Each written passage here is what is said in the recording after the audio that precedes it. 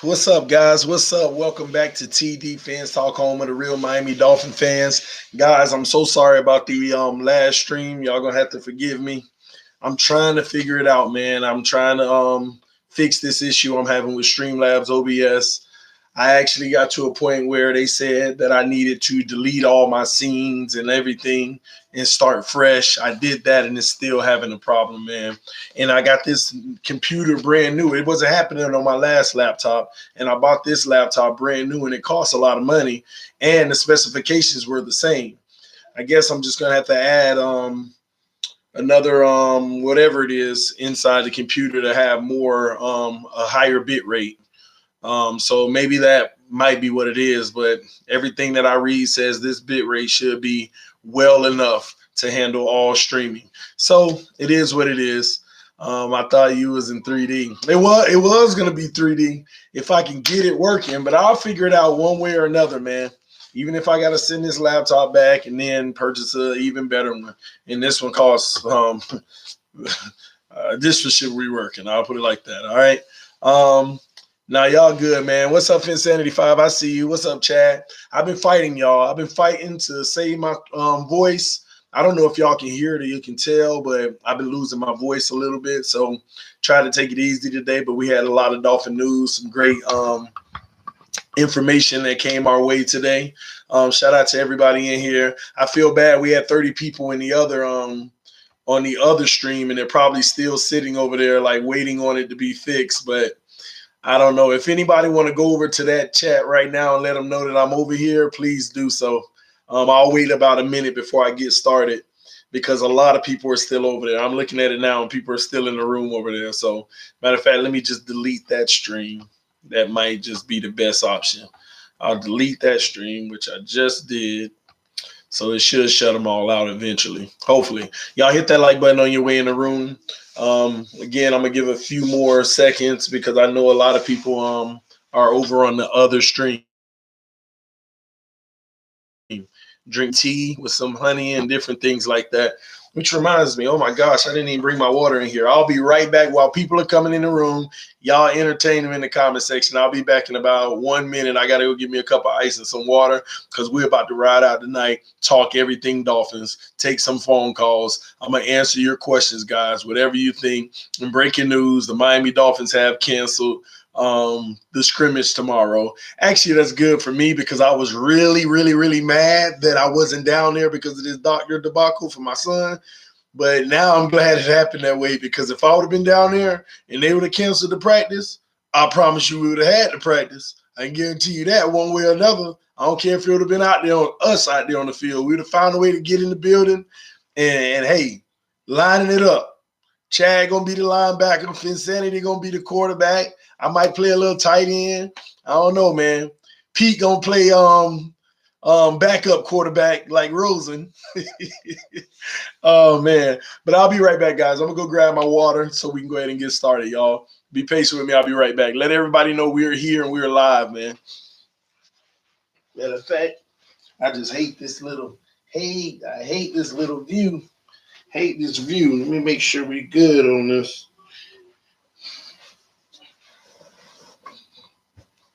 Gotta set up, make sure everything you see is in line the right way. Want y'all to see. That's what we do, man. Can't leave you with just a blank chair, man. Gotta make sure y'all, see that logo at all times in your life. At all times in your life.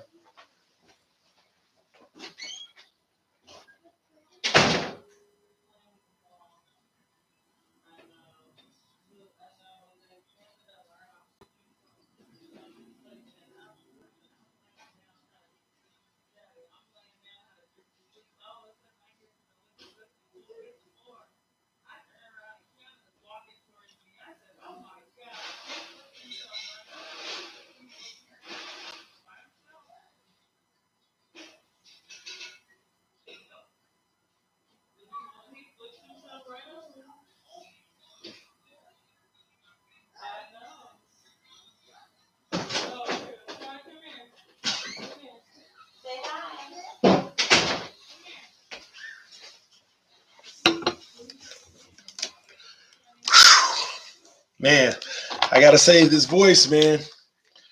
Somebody say Rashad Jones. Oh, man.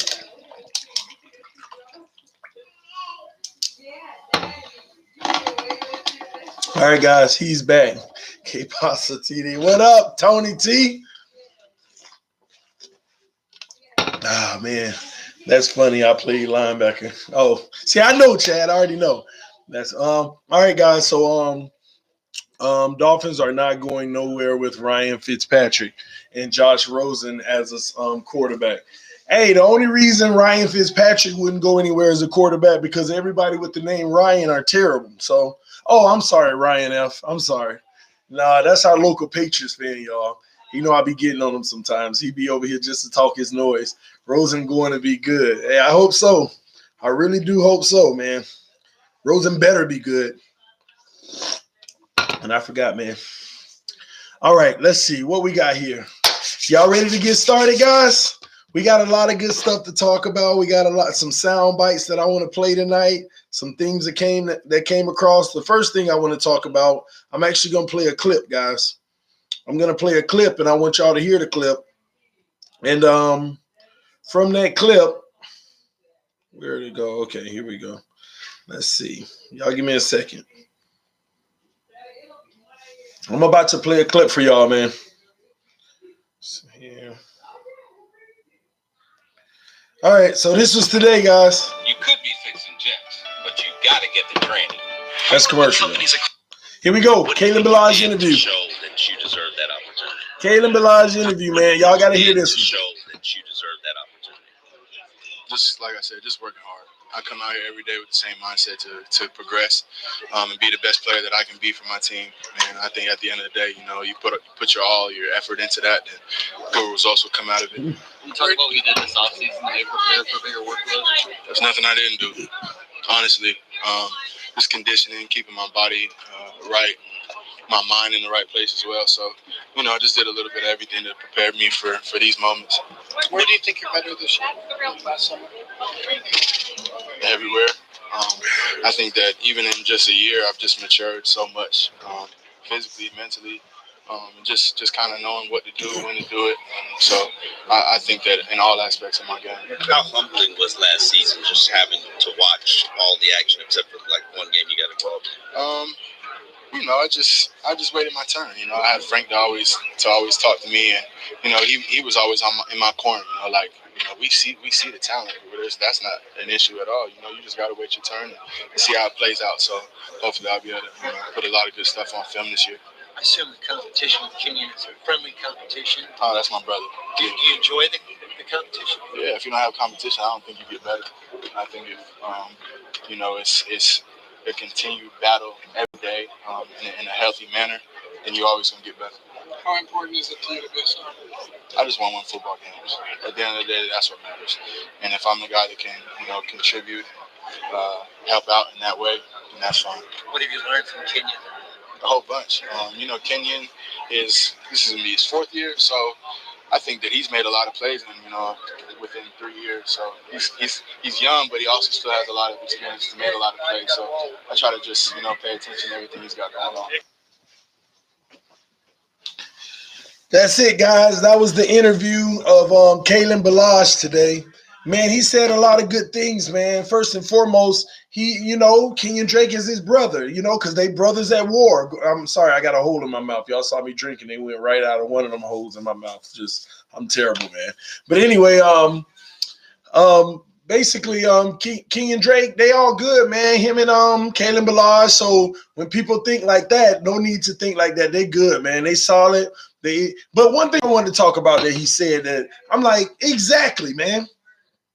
This guy said, basically like, how's the competition been?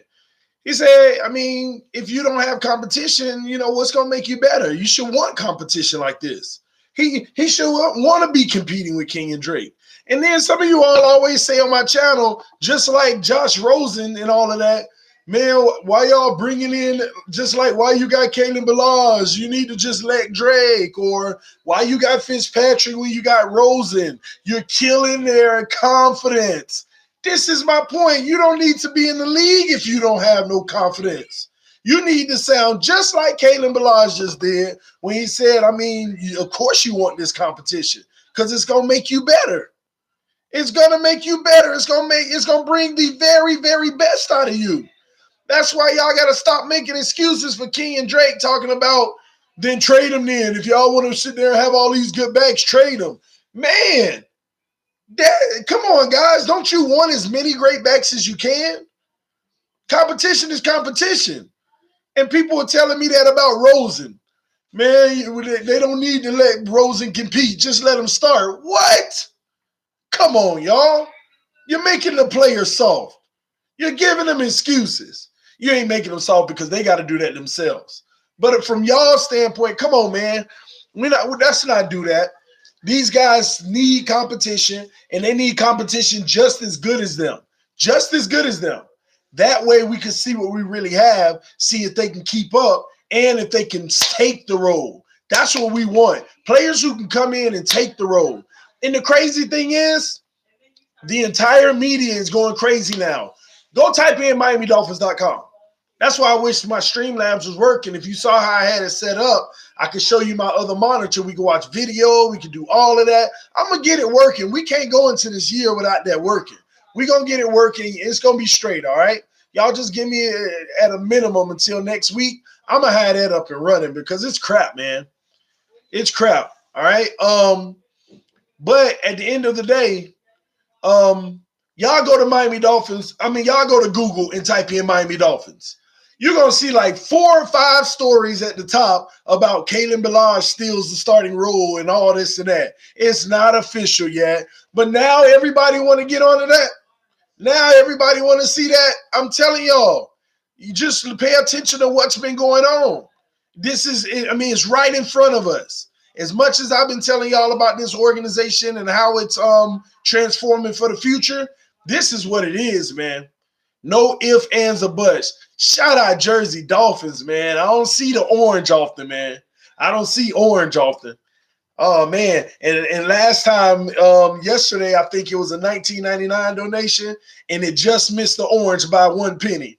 But, man, shout out to Jersey Dolphin dropping the love and support on this channel, man. Salute to you, sir. Hey, we're going to do big things here in August for the 4 weeks of preseason. We got so much built up for this channel, man.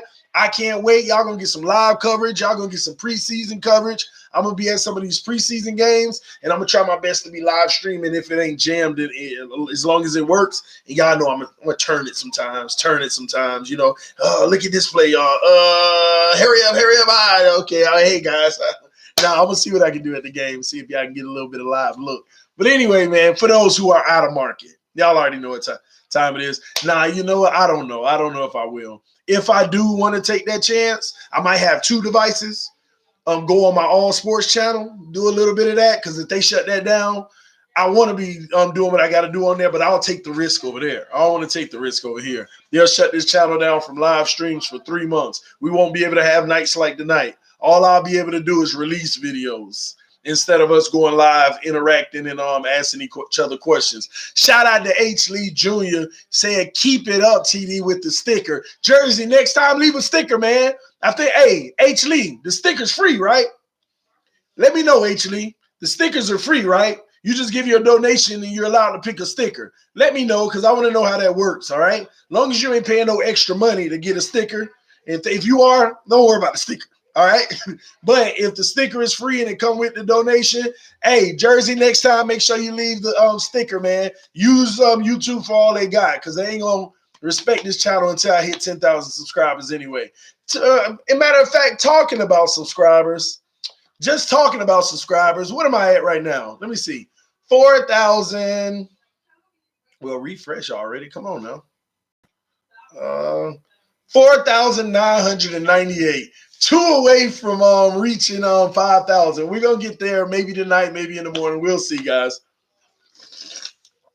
But shout out to everybody who donates to the channel. Shout out for everybody who shows their love and support. Let's talk some football too, man. Ryan F is for oh Lord, y'all leave Ryan alone. He good over here. He allowed to talk his noise over here. Because let me tell you something about Ryan.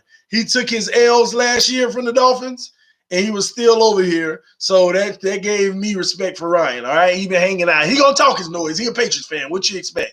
You know. But if I was to talk noise, I'd tell everybody, hit the like button, baby. Let's go.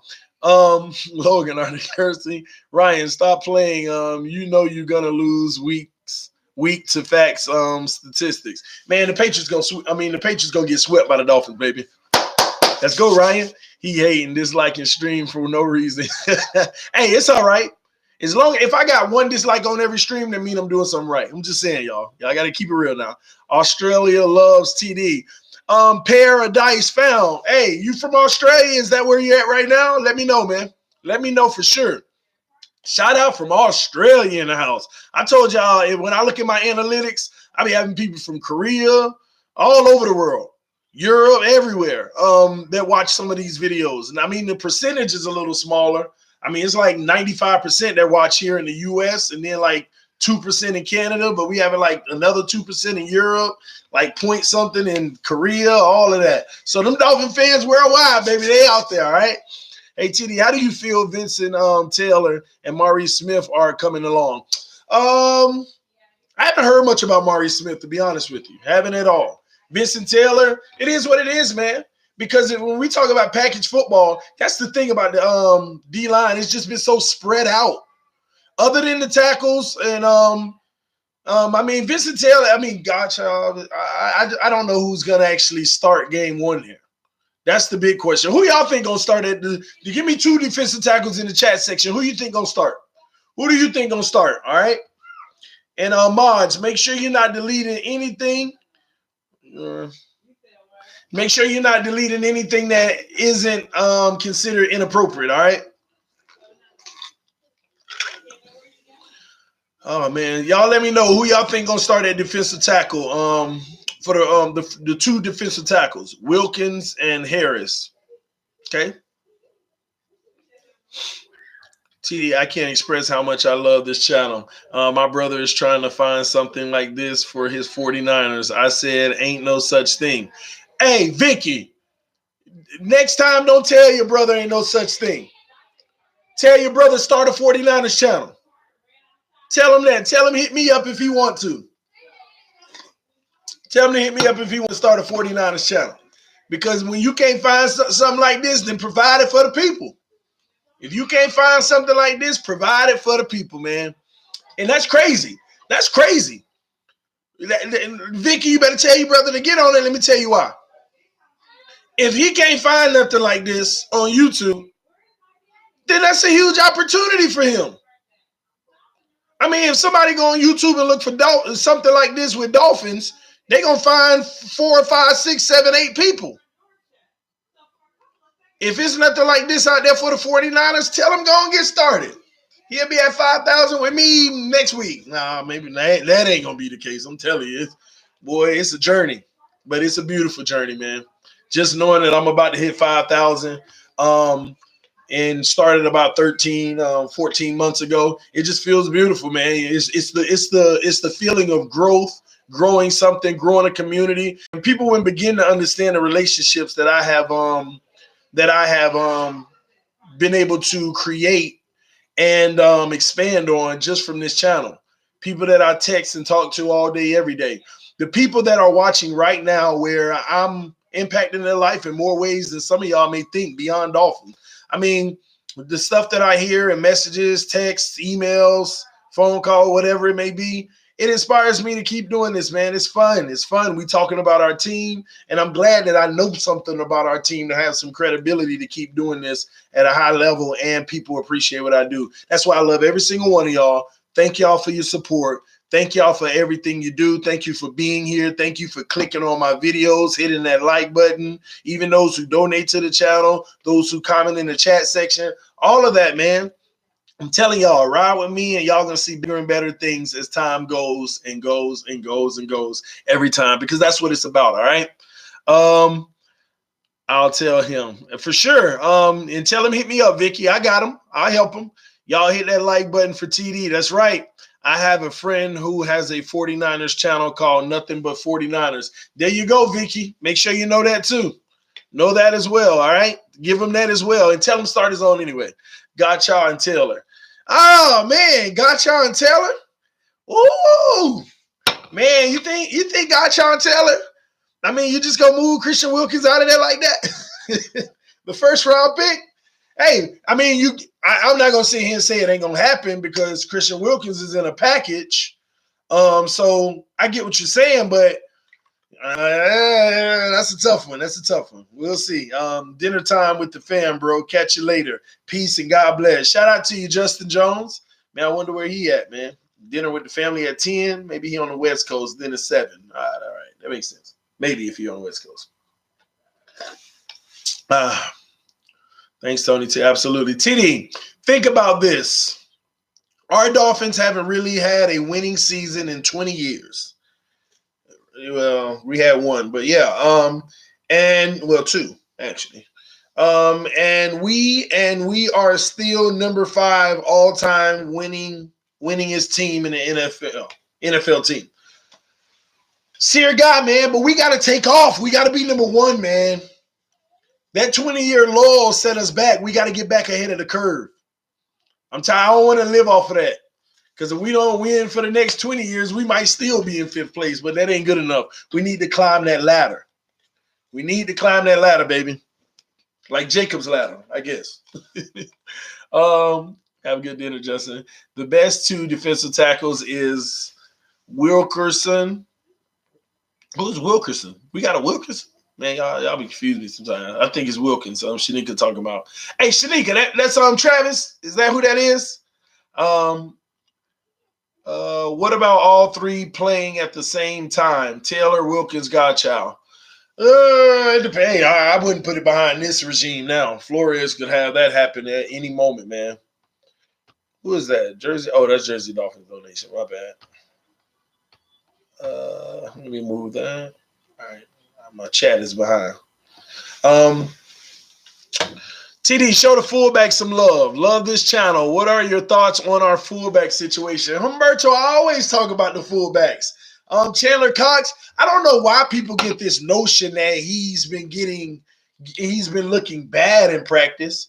I mean, people, and to me, I don't think, once again, they understand the logic of a fullback. The fullback is the one that's going to take the most punishment. They're going up. I mean, you got a smaller size fullback typically going up against a guy that outweighs them by 30 to 40 pounds at times. That happens at times. You got a fullback who's getting hit by linebackers running full speed to the quarterback and picking it up. They got a brutal job. You got a fullback who is usually the typical leading blocker on anything that's getting pulled. I mean, in trying to secure that first or second block, they have it brutal. So when you got a linebacker rushing through the line freely and the fullback steps over in their face like, hello, bam, sometimes they lose that battle. But it doesn't mean we lose the play. So if a fullback stands in the way of Kiko Alonso and absorbs the hit, sometimes they both fall down. Still an easy run lane for the running back. He did his job. He just took punishment in the process. So people keep looking at the fact that linebackers are smashing him and thinking that it's almost like they're kind of saying, oh, we might need a better fullback. No, he did his job, basically sacrificed himself. Now, sometimes they'll smash him, shed the block, and make the play. But from my understanding, what's been happening is he's been getting lit up, but most of the time he's still doing his job, accomplishing what he needs to accomplish. So y'all keep that in mind, man. We're good on the fullback situation. Not only that, I think y'all all know because I've been telling y'all, Christian Wilkins has been lining up at fullback as well. So they've been using this kid like crazy. They got him at the fullback position on goal line situations. We are at 4,999 subscribers, guys. One away. Matter of fact, let me pull up my subscriber thing. I want to see who my 5,000th subscriber is. I want to see who the 5,000th subscriber is when it happens. Hopefully it's in order. We'll see. I'm about to find out. Ah, man. Y'all bear with me. It's loading. I'm just trying to do something real quick. And shout out to CIS007. Maybe I'm pronouncing that wrong. CIS007. Maybe I should be just spelling it out. That'll probably be better. The class studio. Skip. Let me see. Y'all bear with me. I'm just coming over to make sure I see who the all right, community tab. And now I need to click on subscribers. Ryan, yes, we do. Okay. Subscribers since 22 hours ago. But that wouldn't make much sense. Most recent. All right, let's see. I don't know if they yep, 4,999. I don't know if they show me them. Well, we'll see. We'll see if they do. Anyway, I don't think it's real time. It might not show until tomorrow, the list of them. But I do see all my subscribers. But anyway, Christian and Wilkins. TD, can you tell us what's going on with William Hayes? Haven't heard anything about him. None of us heard anything about William Hayes, man. I remember in the song last year, I put William Hayes in the song. William Hayes. Let's look it up. Let's see what we can find about William Hayes, man.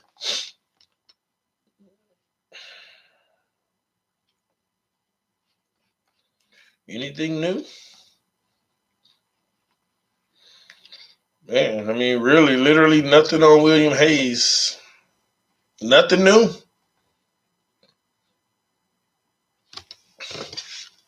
And I haven't heard much about him. I mean, his name has been non-existent. I'm going to make a phone call in the morning to see if I can get some information on what his status is, what's been going on with him. So I'll let y'all know. And if anyone knows what's been going on with William Hayes in the chat section, let us all know.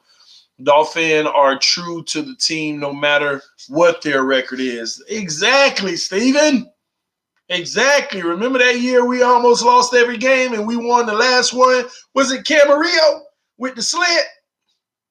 That was when Devon Best was on the team. All those guys, I used to like Devon Best. But was that Camarillo with the slant? Won us the game at the end of the game? Yeah, y'all remember that. We were like 0-15, and it was like the last game of the season. Oh, we saved history, baby. Hey, we don't want to go 0-16. Oh, my gosh. Oh, my gosh. I remember watching every game, too. I mean, it got to the point where I would watch games and be like, all right, we got to win one. Just winning one is a Super Bowl. We ain't going out like that. Every game against Baltimore. Let's go, baby. Against Baltimore. We going to take them down first game, man. I'm getting ready for Baltimore. I can't wait. That's the start of the freaking season, man. We got to get that done. First win for Flores, man. You know how beautiful it'll be to win the first game? Do y'all know how beautiful it would be to win the freaking first game of the season against Baltimore? Off to the right start. Woo, we hit 5,000 subscribers, y'all. Congratulations to you guys, man. Congratulations to you guys. It made me want to just start some music or something, man. We done hit 5K? I don't know, man. It's supposed to be party time. Freaking Streamlabs OBS. I knew I was going to hit 5,000 tonight. That's why I was trying to get OBS working because I had some stuff I wanted to do and have some fun with it. But OBS started tripping on us, man. But, yeah, we hit 5,000 subscribers, guys. We are at the big 5000, man. Y'all bear with me. I got to make sure I post this on the community tab real quick. Man, it's been a journey, hasn't it? Now, and hopefully all of y'all join me and stay with me, man, for the next 5,000. Just imagine some of y'all, whoever that 5,000 subscriber was just now, whoever that was, just imagine, man, when we hit 10,000, you can say I was here when we hit 5,000, man. And that's a beautiful thing, guys. I love it. I love it. I love it. All right, so I got a screenshot. I'm going to post this right now on the community tab. Make sure we got that going. Man, I got to put this up for us, guys. TD Phins Talk. We hit 5,000. Thank you all.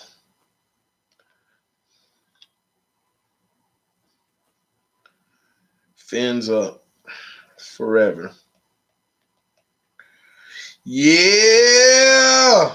Man, I don't know why, man. I'm telling y'all, if I was out right now, I'd be acting a fool, man. I would be acting a fool if I was out. Yep, so I just posted it, man. 5,000 subscribers, guys. Man, y'all can only imagine, man, when I first started this channel, we lived in Dallas, Texas. I think a lot of y'all remember that when I first started the channel, guys. We were in Dallas, Texas. I was in I actually started in a portion of one of the rooms. I was like in half of the room and I had a little corner set up. I actually had a deep freezer behind me. I had a deep freezer. And I had some Dolphin stuff on there. I had my little flag that I want. Matter of fact, it's the same flag. It's the same flag. I won that flag at the draft when Minka and them had got drafted. I had that hanging up. I had no good equipment or anything like that. I just had the little computer that I had, and I was going live, and I was sitting there. My hair was a lot higher. I'm about to grow it back, but my hair was higher. And I still remember I was never live. You couldn't go live. I couldn't go live. It was a lot of things you couldn't do. YouTube had a lot of rules then. You couldn't go live until you hit a certain amount of subscribers and different stuff like that at the time. So I had to make just all raw videos and put the intro on it and post it. I would do like 1 or 2 a day. And, I met some of you guys in the chat section. This was before we were live and we were building relationships. I met some of you guys in the chat section, and I just kept going, and I'll never forget because I was at the time I was, if I'm not mistaken, I was a teacher. Was I teaching at the beginning? At the very end, matter of fact, I was like in the last month of teaching maybe when I started this channel. It was like going into the summer break, and I was straight. I wasn't working because we were off for the summer, and I started the channel. And I'll never forget, man. I want to, y'all let me know. Let me know if any of you all remember. Let me know how many subscribers were on this channel when you first started on the channel. Let me know in the comment section. Even if you were 50 subscribers ago, let's see if how many people remember about how many subscribers were on this channel when you first started. All right, George, I remember you were one of the day ones, man. You were one of the day ones. Man, I want to see how many people remember when they subscribed, how many subscribers I had, at least a rough estimate, because I know some of y'all don't remember. You just hit that subscribe button. Man, TD is a catcher of Dolphin fans. He keeps us out and brings us all here. Yeah, man, I'm trying to save people, man. Some people might be out getting in trouble right now, but they were like, TD going live. I ain't finna go sit in no prison cell tonight, baby. Day one. Shout out Lulu. Shout out day one. TD, you will lose to your wife's team. Get out of here, Ryan. The Cowboys ain't doing nothing, man. Around 400 subs when I started. Wow. Man, and you know how long ago that was? I mean, it couldn't have been that long. It had to be like 12. But y'all got to understand on YouTube. That's why I tell so many people that have their channels. If any of y'all on here right now, you got a YouTube channel, that's why I be telling y'all, man, just make content and just keep making content. Real fans will come to your channel because real fans are dying for information about their team. I used to be dying for it. And then, because when you're so invested in your team, it ain't enough information that comes out in time for you to be able to check it all. You all on ESPN, anybody talking about us, that's not even updated. They ain't putting nothing on our site for a week and a half. And then when they put something on the site, it's crap. You'll subscribe to all kind of sports sites and apps and stuff just to see if you can get some new news on our team. But you can't get anything. You'll be Googling. Yeah, I already know that. I don't hear nothing about our team. Who's talking about our team? We got to hear about the Patriots all day. We got to hear the TV talk about the Cowboys and LeBron and all that crap. They don't never talk about our team. Never, man. And I remember that, man, because I used to always search for it and just couldn't find any good new content. So at the end of the day, man, I tell all y'all who got your own channel, man, just keep making content. The Dolphin fans want it. They want the content, so go give it to them. And don't just give them one a week and give it to them whenever you can. I don't care if you're in the supermarket, man. Y'all saw what I did last time. I was at the cash register. We got a new fan. I recruited at the cash register, baby. At the cash register, baby. Hey, we don't play no game. Everywhere I go. Everywhere we go. Let me stop. That's a new single. I'm going to stop. Fake Spike 94, shout out for the orange on the screen with the big donation. I don't know. That might be one of my largest donations. My wife is the 5,000 subscriber. Wow. We just want to show love. Keep up the good work, bro. Fins up. Shout out to you, Fake Spike 94. Fake Spike was like, hey, pick your phone up. Go on YouTube. Subscribe to TD Fins Talk. Shout out to you, Fake Spike. I'm messing with you, man, but I appreciate the love, man. Thanks for that, man. I appreciate it. Tell your wife I appreciate her love. I appreciate her support, and I appreciate her subscribing to TD Fins Talk. Hey, now, Fake Mike, she's a Dolphin fan, right? Because we got a lot of blended families right around here. I'm one of them, man. I'm one of them. I got to deal with this half breed and this half cowboy stuff, man. You know, I'm half breeding my sons and stuff, man. I'm just violating, but you got to do what you got to do, man. Fake Spike said, yeah, she a Dolphin fan. All right, man. She all good with me. Tell her I appreciate her. And she is the 5,000 subscriber, man. That's a beautiful thing. And it's stuff like that I want to just make this channel as successful as possible so that people like Fake Spike 94, his wife, can be like, man, I remember I was the 5,000 subscriber on this channel, man. We're going to make it happen, guys. Man, that's what's up, man. But last thing, right before I let me finish what I was saying real quick. All those guys who got a channel that may not have that many subscribers and things like that, the thing is you got to keep going, because you know when the toughest grind is? The toughest grind is your first 500 subscribers. Really, the toughest grind is your first 100.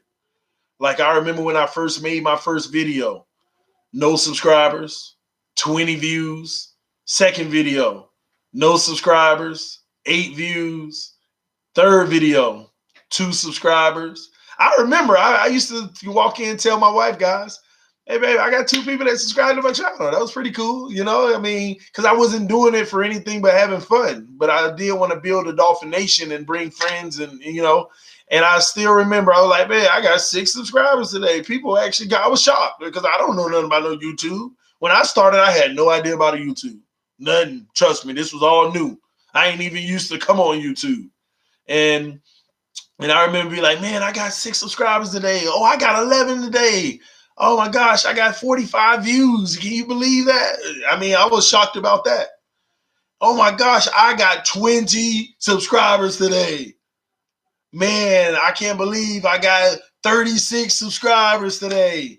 And man, whenever I broke that 100 subscriber barrier, things sped up and slowed down and sped up and slowed down, man. But I can tell you what, I remember one time in one day, I got over 300 subscribers. That's how it happens. There's certain situations and certain things. Just be involved in your channel, man. Make sure you communicate with people, talking to people, and reach out to people. You always got me. If you got your own channel, you always got me. TD will be over there. If you want to collab, do whatever we do, let's do it, man. I'm all for it, man. This ain't no one-man show where I don't care nothing about it. Y'all show is all about mine. Nah, man, we all good, man. We all family. However I can help any of y'all out, y'all let me know. But we are there, guys. We are there, man. I'm excited, man. Y'all got me pumped for tonight. I feel good. I don't know if I'm going to sleep tonight. So y'all got to stay up with me in about 6 in the morning. So let's see who down for that. No, I'm just kidding. Y'all be here right by yourself. Well, y'all probably hear me light snoring. 10K next, man. Lulu, that's where it's at. I need that 10K because I need to be able to talk to YouTube how I want to talk to them. I'm going to be honest with y'all. I want to be able to talk to YouTube the way I want to talk to them. Plus, they got the thing about YouTube, they got a whole bunch of levels. You get 1,000 subscribers, we let you do this, that, this, and that, and this, and that now. You get 5,000 subscribers, we'll let you do this and that. So I'm pretty sure there's something in there that they let me do now. After they evaluate it, it's going to take like a month.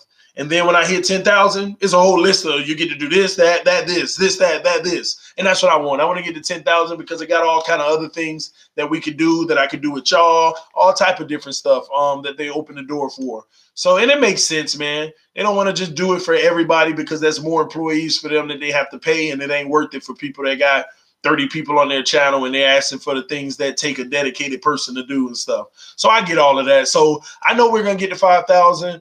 Especially with this community. of Dolphin fans that support me. A lot of y'all share my videos. Y'all let other people know about me, and I appreciate y'all, man. Thank y'all. Love y'all so much, man. But back to this Dolphin talk. I don't want to bore y'all with my happiness. All right. Let's get back to this Dolphin talk. Y'all let me right now. We'll do a few questions before we do some call-ins, and then I'll talk about some stuff with the Miami Dolphins and basically the direction of the team and where we're at as a team. And I'm going to give a few rankings. I'm going to give a few predictions, and I'm going to go through some of that stuff. So y'all let me know. I'm going to go through some questions in the chat section before I take calls, see what y'all talking about. Ex-Super Bowl champion, when is last time Dolphins won the last Super Bowl in my time? Hey, mind your business, Ryan. Mind your business, man. TD, me and Vicky S want to know, how do we send you stuff? Later this month, at the end of the month, I got a list of things that I want to accomplish and do. So I'm going to give it around the 25th. Some of the things I want to do, I want to go ahead and lock in the tickets that I want for the games that I'm going to be going to. I'm going to secure my P.O. box on the 25th. What else did I say I was going to do? And actually officially make my merch store appealing where y'all would enjoy the stuff that I have in there to wear. Because it's obvious, I went in there trying to play around and make my own stuff. I'm not a great designer. That's obvious, all right? A few people went in and bought a few shirts, and I thank everybody who did in the merch store with the description below. But I'm going to go ahead and put the ones that we started out with because everybody loves those. Everybody loves those shirts. Y'all know what I'm talking about. I wore it today. The Punisher one, the TD Phins, all those 4 different ones that I have that every time I wear them on the stream, hey TD, where you get that shirt from? I want one of those. Those are the ones I'll go ahead and make sure I update in the store by the 25th, right before the season starts. So if y'all want to support, and that way you get something back for your money, that'll be a awesome way to support the channel as well by picking up some TD Phins Talk merch. We're gonna have a lot of stuff in that regards. But I'll be able to do that, man. I just had to. I'm gonna be honest with you. There's some creeps out here in this world, and telling people the exact city I live in and things like that, and my address and stuff. I'm not having people send stuff to my house. I don't trust people. All right. I really don't. Not that I don't trust y'all, but y'all know what I mean. All it take out of 5,000 people is one creep. And that's all it takes. And I got 5 babies and a wife, a full family. All right. Got to protect them first. So what I'm probably going to do is get a P.O. box over where my sister stays out there in Lakeland. I'll probably get a P.O. box out there. That way I could just check it every week, drive over because I go out there every week anyway. And just send it to her P.O. box in her area. And then go from there, man, because I don't like people, y'all know what I'm talking about. It is what it is. I have a sweet 5,000 subscriber gift for you. It's Dolphins related. That's what's up, man. What you trying to send it to me and like via mail or something like that? Let me know, man. True story, TD. What's the true story? Maybe I missed the comment y'all was leaving. The link gives me an error message. Which link? Let me know, John Speed. I don't want you to have no problems, bro. Parker, Steels, Wilson, Grant, Preston, Hearns. Tough, baby. I think you missed Bryce Butler. It's always crazy to me that Pat fans lose to Miami once a year but run their mouth. I'm late again. David Nance, how you gonna miss the 5,000 subscribers, man? We hit 5,000, David, and you missed it. You're in punishment, man. You're on punishment. Oh, man.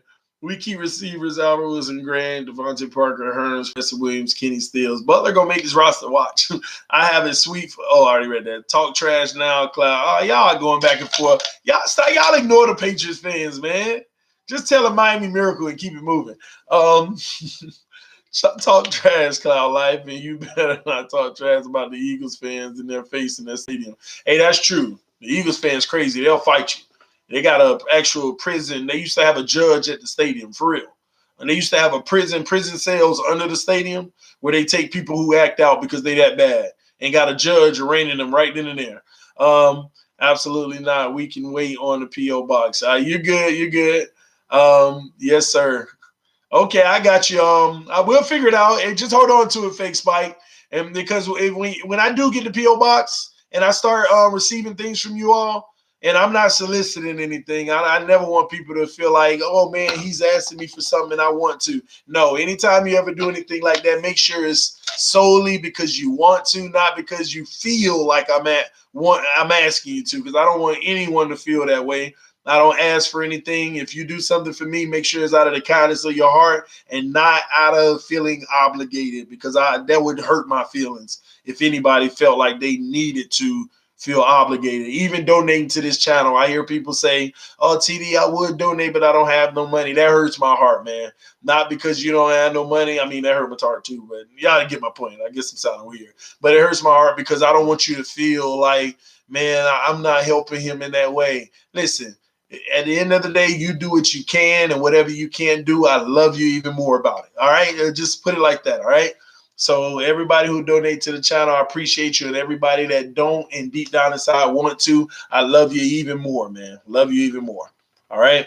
Let me see. That's not that crazy. They're all soft. Ryan, me is y'all getting into it with Ryan, man. They had a jail under the stadium. I know, it's crazy. TD, can you add me to the mod? I sent you the message. You send me a direct message. I'm gonna check those tonight. Before I go to bed, I usually reply to people and tell them what they need to do to be a mod. And then the next morning, if they just send me whatever I asked for, then I go in if it all looks good, and then we take care of that. We get you taken care of. All right. Wait, hold on. I told you to ask me. Add me to the mods. I sent you a message. Yeah, so do that, Carson, and then I'll tell you the next time we're on the live stream to remind me to add you as a mod after you do whatever I reply to you about. All right. But I got you, bro. Just reply to me. Make sure we meet those criterias, and then we'll go from there. All right. Been watching you for over a year, and I got to check my mods, see how many I got now. Matter of fact, I'm right here. Let me see. Bear with me. I'm right here. I could actually look to see how many mods I got. It's crazy. Been watching you for over a year from Australia. Congrats on 5K, man. You only getting bigger. Hey, I appreciate that, Ethan. I told y'all, man, Australia in the house, y'all. I'm telling y'all, it's crazy. It's crazy. Australia is here, man. Freaking Australia in the house. I got to get to Australia, man. Can't lie. You have great mods, TD. Awesome. I'm glad to hear that. But it's some people that's been hitting me up saying that they can't respond in the chat section. And so, as a matter of fact, I could look that portion of it up now while I'm answering y'all questions and stuff, because that means I'll need to unblock people. We must have made a mistake and block people. So that's why the mods have to be extra careful, because we might be blocking people that don't deserve to be blocked. So that's important, all right?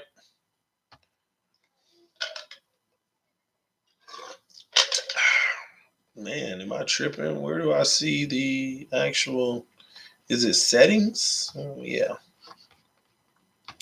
All right, TD, imagine the chat when the Dolphins playing in the Super... Imagine the chat when the Dolphins playing in the Super Bowl. Man, hey, listen, I'm going to have to keep it 100 with y'all. The Dolphins playing in the Super Bowl, I ain't going to be able to imagine the chat, because I ain't going to be able to pay attention to it. I'm going to be at the game. I have my phone and trying to be live, but I'm just keeping it real, boy. We're in the Super Bowl. Man. You don't even know the half of it. That would be sick, man. That would be sick. And I be telling y'all, man, just imagine. I know people hate on us and they be like, man, y'all delusional. But just imagine us going to the Super Bowl this year. Imagine it. Imagine it, y'all. The Miami Dolphins goes to the Super Bowl. Matter of fact, I love to be going against the Cowboys. Beat up on them, man. But just imagine it, man. The Miami Dolphins in the Super Bowl this year. You have to play that again. Play what? Man, what is up with this thing? I'm trying to find. But I don't know. Every time I go live, for some reason, when I go live, it's almost like I can't find nothing that I get to real easy when I'm not live. It's crazy to me. I'll find the mods in a moment. Then I'll find everybody that we blocked, because we got some people watching right now that's texting me saying I can't respond in the chat section. And that means that we blocked them. We blocked them in the chat section. So they can see us, but they can't comment. So we made that mistake. I might have did it. A mod might have done it. And we got to make sure that we don't do it. That we figure out a way to get them back. Here we go. There we go. All right, channel. Here we go. I think we're here. All right. Advanced. General. Community. Here we go. Moderators. How many do I have? 3, 6, 9, 12, 15, 18, 21. Man, I deleted a lot. So we're going to be adding a lot more soon. Okay, I don't know how I blocked New York Blackout. That's a day oneer. Genius Expert I blocked. I'm gonna bring him back just in case. If he, let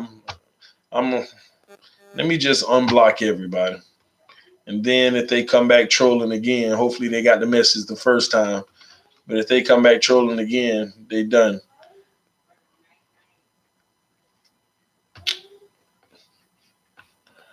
All right, so anybody that was blocked from the channel, if you're back on now, hopefully you should be able to comment. You should be able to comment now. All right, you should be back in the chat section. I've unblocked everybody. I've unblocked everybody, and I'm also taking about 20, 25 more mods, guys. Oh, man. Yes, if you were blocked, please refresh. You should be good, because there was some people that was watching that was hitting me up saying I can't comment in the comment section. That's because you were blocked, which is crazy. New York was blocked. That's crazy. I'll be one. I would defend myself and my team if I got this. Can I be a mod? Stanley, just hit me up, all right?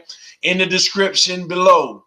In the description, anybody who wants to be a mod, or anyway, everybody on the chat, in the description below of the video is the link now to add me as a direct friend on YouTube, where you'll be a part of the messenger, okay?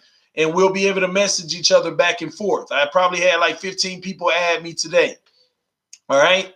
Now we'll be able to message each other back and forth, all right? So keep that in mind.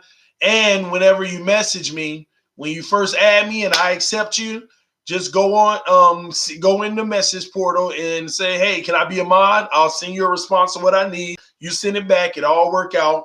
I'll tell you yes. I'll add you to the Mod Squad group on the chat, which is another message group. And then from there, you have to wait for the next live stream, because I can only add you as a mod on the live stream. I can only add you as a mod on the live stream. So when we're live again, you'll know to say, hey, TD, you told me to tell you to add me as a mod, and then I'll go right on the screen and add you right then and there. All right. So just remember that. All right. So just follow those steps. See, somebody just sent me another invite. So another person said, hey, TD, can I be a mod? So I don't know if this person's watching, but just follow the steps that I just told you. Go to the in the description below of this video, click that link, and add me as a friend on YouTube, and then we'll message each other back and forth. Ryan got blocked. Don't block Ryan, man. Don't block Ryan. He just defended himself. I don't even know Ryan, y'all. Ain't never seen Ryan, but Ryan been hanging out with us. I mean, almost all last season. He the Patriots fan. He talk his noise, but he here with us. And that's why I used to always promote on this channel. It don't matter what team you love. You welcome over here, man. DB2K with the donation. I appreciate your love and support. Said congrats on 5K. I salute to you. Congratulations to you for supporting this channel and being a part of the 5K, because I know you're probably going to help me get to 10K. That's the next goal. Well, that ain't the next goal. The next goal is 5,500. We got 500 intervals over here because every 500 subscribers we add every 100 subscribers we'll be adding a mod. So that's what we're going to be doing, guys. Every 100 subscribers we'll be adding a mod. So 51, here we go. All right. The mod link has expired. What? It did? That's weird. You serious?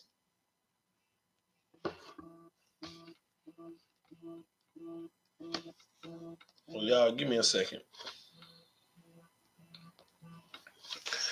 Thank you for calling TD Phins Talk, home of the real Miami Dolphin fans. Who do we have on the line?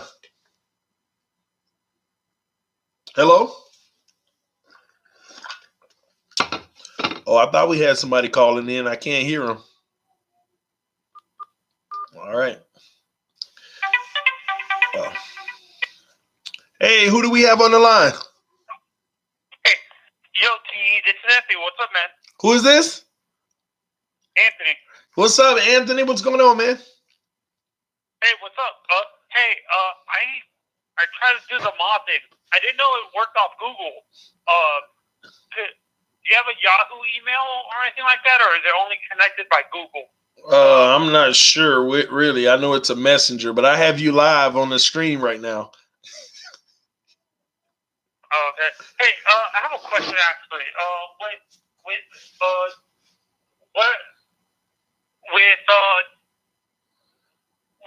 With all the whole, do you think the Players Association is ever going to accept an 18 game season?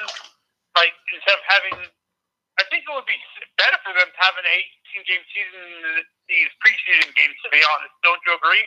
Will it be better for player safety to have the 18 games the preseason? What he's asking about, guys, is one of the contention points of the next CBA agreement between the Players Union, the Players Association, and the NFL. So right now, they're starting their negotiations. In the NFL, it's their number one. Y'all got to go check out those videos. I did a series on this. Check my channel out. Go to the playlist, and you'll see the series of the NFL versus the NFLPA.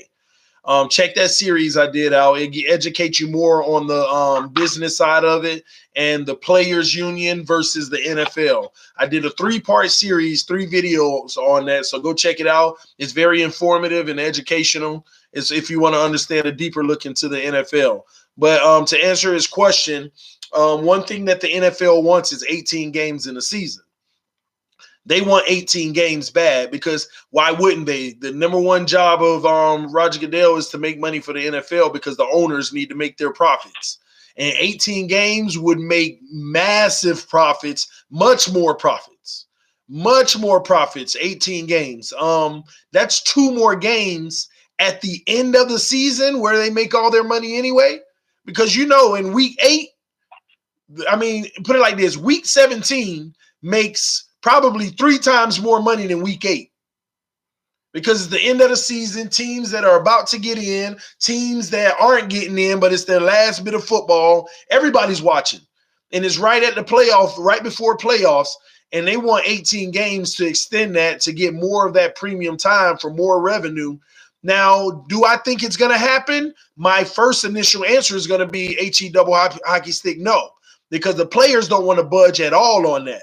The players are citing the fact that their body's already destroyed by week 12. By week 12, every man on the field is hurt, injured, in pain, fighting through something to survive. They're already going through it. And that's another reason why I hate that the Patriots get a bye all the time. That's been helping their dynasty because they're one of the least beat up teams. Well, and that's good for them because they run most positions by committee, so they aren't beat up. And then they always got a bye to get healthy and get rest as well. But that's another subject. But the league wants those 18 games for money purposes. The players have cited, no, we're beat up. We're not dealing with no 18 games. The league has tried to find a compromise by saying, what about we just get rid of 2 of the preseason games and add 2 regular season games? The players are like, that ain't helping us. Those 2 preseason games, one of them, the starters don't play anyway. We don't play the last one anyway. And then the third eliminate the preseason, all 4 preseason games, period. No, but they haven't proposed that.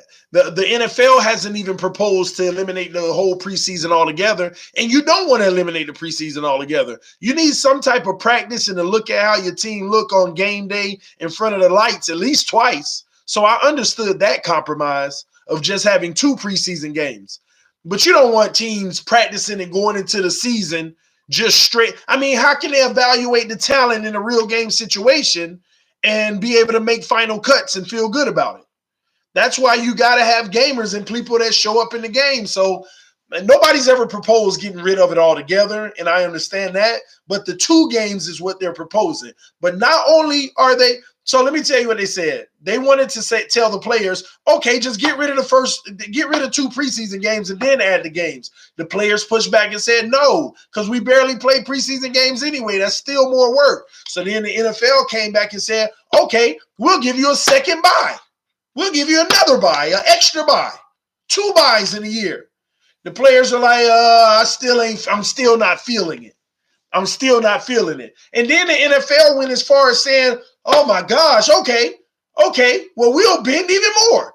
Instead of a 53-man roster, we'll make it 60. Give you 7 more people on the roster to spread that depth out so that you got more of a rotation so you don't feel as hurt. I mean, you get more players on the roster. Coaches like that, but then the players are still like, the best players still playing at the end of the day. So that's where they are right now. They can't get over that hump. This is another question I've always wondered. How long is Roger Goodell's contract? If it's like 10 or 15 years? He said how long is Roger Goodell's contract? On the next NFL commissioner? How does that work? I'm sorry, you're breaking up pretty bad. Matter of fact, do me a favor. Call me, hang up and call back right now.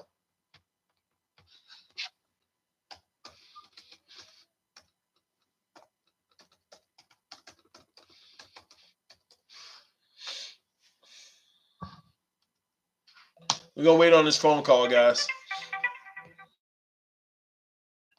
Oh, okay. What were you asking me about his contract?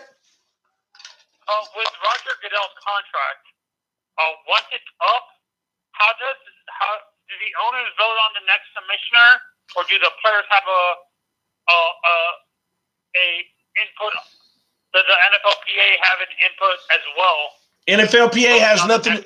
The NFLPA has nothing to do with what the NFL does at all. Those are 2 different spectrums. The NFLPA only represents the players. It's like having a union at work. Does that make sense? The NFL, the owners represent. Roger Goodell represents the owners.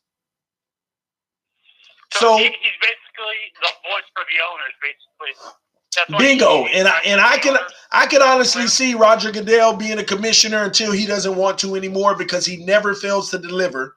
He always delivers for his owners, getting more and more revenue every year. Right now, his contract is through 2023. 2023, I believe. And it's a $200 million contract. The man gets paid $40 million a year. And what's the qualifications that you have to be NFL commissioner? Do you have to be become a lawyer? Not necessarily. It's the owners. They vote on it. Yeah, if the owners voted for TD to be the NFL commissioner, I would be the NFL commissioner. It's the owners, but they are looking for people who knows how to run an organization. But Roger Goodell, I have to give it up to him. He has a career of NFL experience. He went up the entire ranks of the NFL. He went up the entire ranks through the business aspect of it. He was an intern with the Jets, if I'm not mistaken. He ran. He went all the way up the ladder, and he worked his way to become the commissioner. He did. I got to give it up to the man. He's no pushover, no slouch. His job, though, when people have to understand, because he has a lot of people that doesn't like him. And they also got to understand Roger Goodell don't even run some of the departments that the decisions that he have to make comes down from. But people always blame him because he's the face. He's the commissioner, right? But Roger Goodell, he worked his way to that position, and he has a lot of responsibility. But his number one job is to make money for the owners. So he has to cut deals with the NFLPA and have them on agreements. Right now, it's looking ugly. I think they're going to figure it out. But the NFLPA sent the letter out to all players telling them, save your money. We might be in a lockout next year. That's after this year, y'all, if I'm not mistaken. It's after this year, not the one after that. I think it's next year. And do you think I'm not sure if you were old enough to remember the lockout in the 84 season, like the 1980s and stuff like that, where they have to use the replacement players. Do you think that would affect the NFL more today? It will comes to the lockout? It will always affect the NFL players to use replacement players. You're basically devaluing the product. Less people are going to watch. In today's world, the NFL, the fans are tied to players. The fans are tied to players. And they're not tied to the team. They're tied to one player, basically. Yes, they're tied to players. And that's part of the problem. That's why you got so many losing teams. That's why you have so many losing teams. Look at the Patriots. Do you notice Patriots fans, believe it or not, y'all, believe it or not, Patriots fans don't always throw Brady's name in your face. We got Tom Brady. They don't really do that. They just always say, we're the New England Patriots. We're the New England Patriots. And that's what the Dolphins, that's what Flores is trying to instill in the organization so he can start to get the fan base to say, we're the Miami Dolphins. Not we got Laramie Thompson, we got Xavier Howard. Franchises like the Raiders, the Patriots, and the Raiders, the Patriots, the Cowboys, their fans are not loyal to one player. They're loyal to the team. Exactly. That's what, But in a lockout situation, it hurts the NFL to try to get replacement players because you devalue the brand, and now your TV deals at renewal aren't as steady. You're not going to get as much money because they're not going to offer as much. Because right now the NFL has all the leverage. They own the TV networks. Out of the top 60 events, I read an article. Out of the top 60 sporting events where networks had the most views as far as people watching, the NFL had about 55 out of those 60. 55 out of the 60. Top TV events that were watched on major networks. The NFL owns it. That's why these networks come in during a new agreement and say, hey, we got these amount of billions of dollars if you just give us Thursday nights. People don't even notice that these channels switch every 4, 5, 6 years. Oh, you know how they say, Monday night is now going to be on CBS. Thursday night is now going to be on ESPN. Now Thursday night is on NFL Network. Now the new deal, the renewal. The other network, like, we got to beat them. We got to beat their bid. They offered $4 billion for the season. Let's give them $5 billion. Let's just offer $5 billion. Let's not play around. Let's get the NFL on our channel. Let's get these views. Let's get this money. And you know the networks make the money because the NFL is a surefire product. A lockout would affect a sport more of a sport like football than basketball and baseball. Of course, because basketball has so many games. Basketball has so many games that you can pick up in the middle of the season and still, you're going to lose revenue, of course, but you can still feel comfortable because you have so many games. Football, you lock out, you get into week 1, like, man, they need to figure something out. Week 2, you got to understand, it's millions at a time that these owners are losing. But the owners are always going to win a lockout battle. Half the owners right now are telling the NFL, because the truth be told, the NFL does not have to get the players' permission to add 18 games. They do not have to get the players' permission to do 18 games. They're just trying to agree with them on it because the players can then say, then we won't play. Then we won't play. But legally, the NFL does not have to ask them about 18 games. And some of these commissioners have came out and were nasty and said, I don't even know what the big fuss is. We don't have to ask them. Just do it. And, Roger Goodell playing that middleman. Half the owners are like, no, let's not start that drama. Let's figure this out in an agreement form. And the other half are like, forget all that. It's almost like without getting... The owners, specifically, I know which owners are doing that. Yeah. The ones that are saying, just go push it through without the players' approval. I think it's owners like Jerry Jones and maybe a person like the guy from the Patriots. I forgot his name. Robert Kraft. Listen, I couldn't begin to guess who it is. I couldn't even begin. It would all be speculative.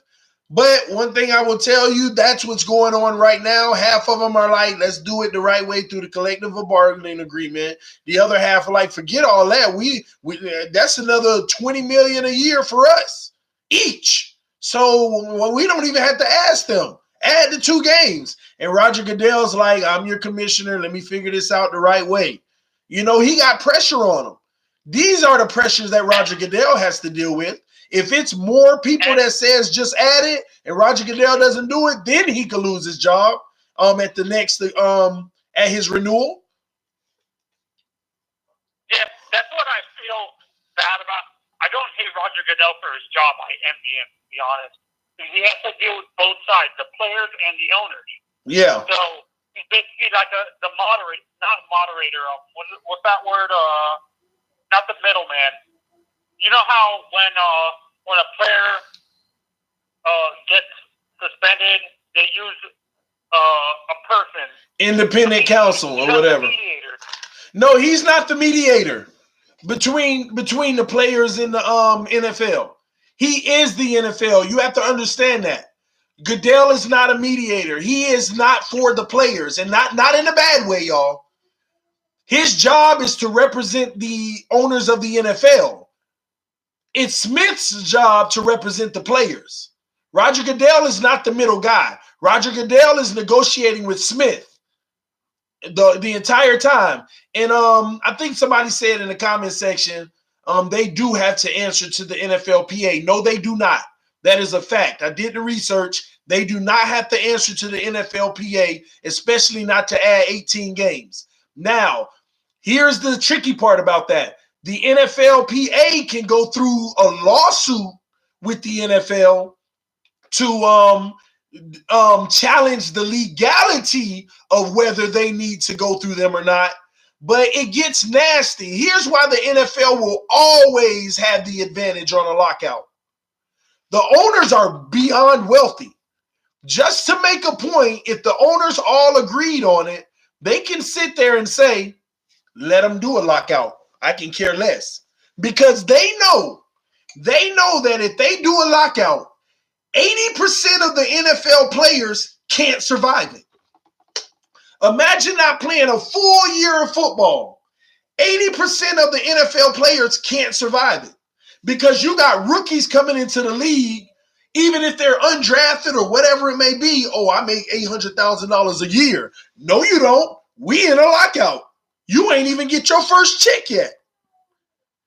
There are players that would literally have to go get a job. They would have to go get a job. And that's where it gets nasty. Because if they do a lawsuit versus the NFL just to challenge the legality of whether they can add it without permission, because this is what will happen. The NFL will say, forget y'all. We add 18 games. This is y'all job. Either do it or you don't. And then the NFLPA is going to talk to the players. Do y'all want to lock out? I recommend lockout. But it's ultimately up to y'all. The Players Association, everybody's going to vote. If they lock out, it's going to be tough for them. Because when in the lockout, Smith is going to say, I'm going to file this lawsuit tomorrow. We're going to try to get it moving. But they know the NFL has the pockets to drag that lawsuit out for years. Now you're talking about literal players not getting paid for years. If the owners are willing to go down that road, the players will lose unless they stick it out the whole time. And even if they stick it out the whole time and win, Say they won 3 years later. It's not like the lawsuit was for the NFL to say, since we locked out, we owe you all billions now. No, you still didn't get paid. It's just now, oh, they won, we can only do 16 games. But nobody got paid during that time. Nobody got paid. So the NFL players, if they were to be nasty, they know they're not going to survive a lockout. They're just going to come back to the table and say, all right, let's compromise. Let's make this picture look pretty. If you want 18 games, then instead of giving us 50% of the share revenue, since we're going to be making more from these games, give us 52%. So now the salary cap isn't 191 million. Now the salary cap is 198 million. Every team got another 8 million a year. So think about it. They kind of get spread out between the roster. Oh, yeah, and this is what I like. Oh, no, when I said what qualifications does Roger Goodell have to get the job, I'm wondering, is he – I know he gets voted on by the owners, but did he have to be, like, do most of those, like, office people, like the people that work at the NFL headquarters, are most of those guys have a law degree and stuff like that? Potentially. I mean, I don't know the makeup of everybody in the organization. In the corporation is the better way to say instead of organization. No, specifically Roger Goodell. Does he have a law degree? Oh, yeah, he has a law degree. I believe so. I believe Roger Goodell does have a law degree, if I'm not mistaken. He was actually on I got to look it up again. I think he served on the United States. Supreme Court? Not the Supreme Court. Gosh, I got to look it back up. But he actually served in some high positions. And his counterpart, Smith, for the players, isn't a sham himself. He's a very credible guy, too. L. Burgess said only the guaranteed contract money. They don't even get paid, L. Burgess. They don't even get paid. The guaranteed money don't even get paid, and here's why. Because the NFL is saying your work is right here. Come play. Where we're in a lockout. You're choosing not to play. They don't even get paid.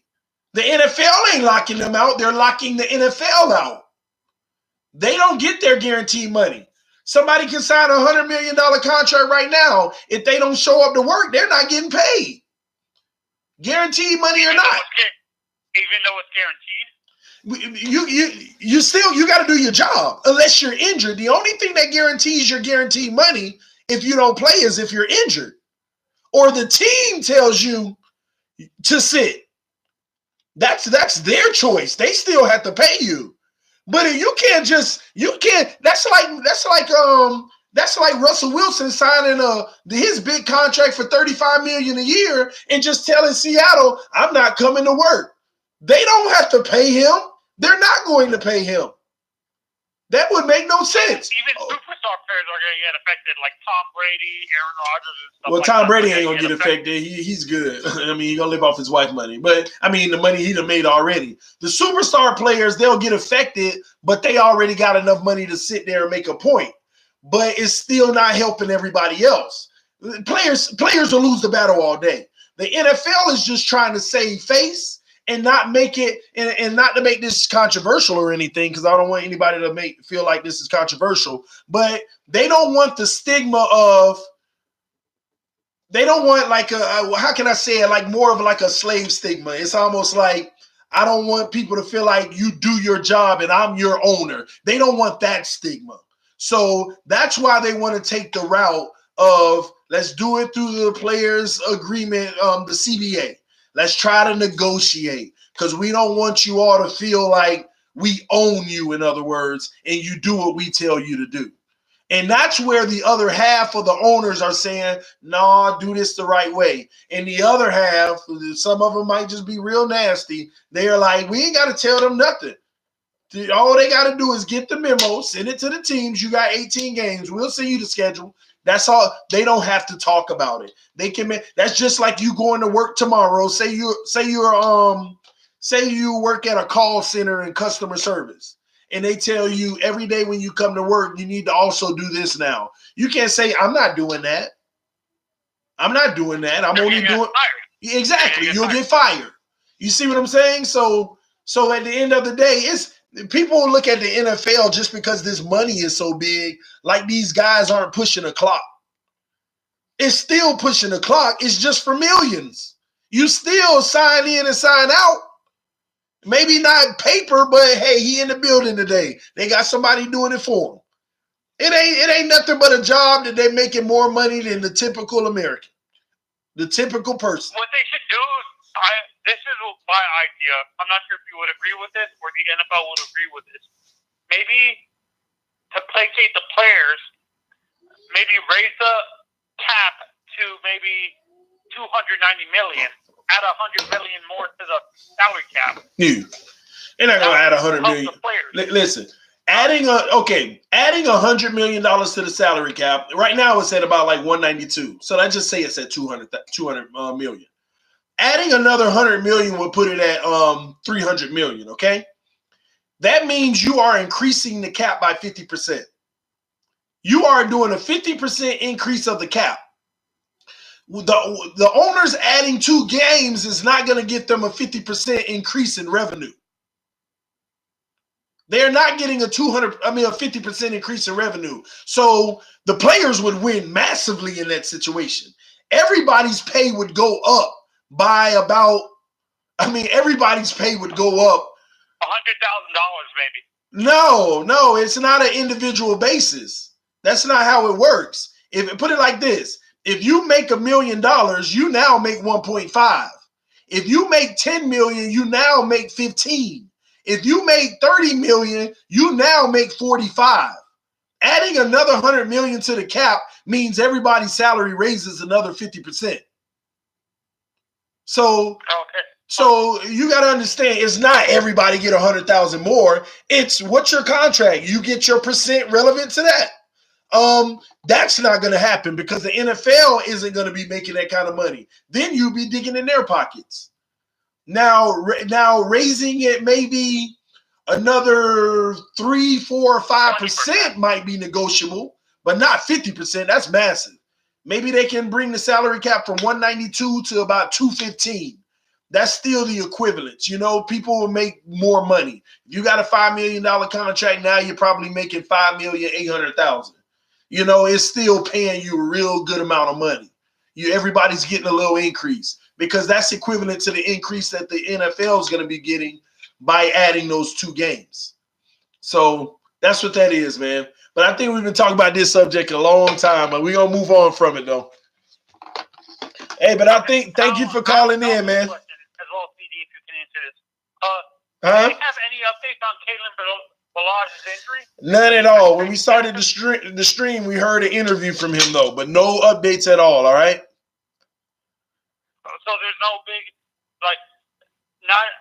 what offensive lineman was injured? I thought there was an offensive lineman injured as well that they said but they're not sure how serious his injury was, not yesterday, but the day before. So I'm wondering if they had any updates on the offensive lineman that was injured. No, I haven't heard it. Yeah, I haven't heard anything about it. I haven't heard anything at all. Thanks for answering my call, CD. Have a good weekend.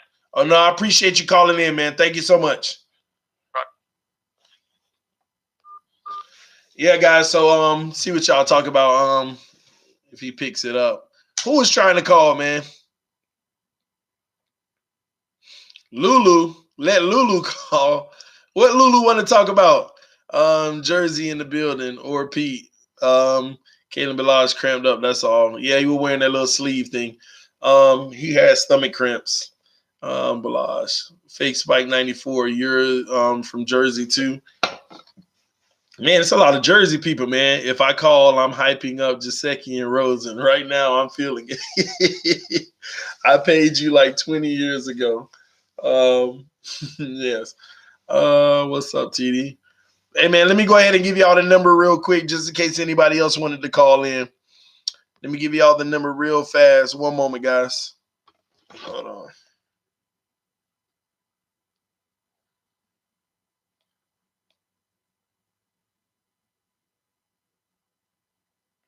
You say I'm the OG of Jersey, hands down. Ooh, I'm in trouble. My phone is at 1%. Let me grab the charger, guys. One moment.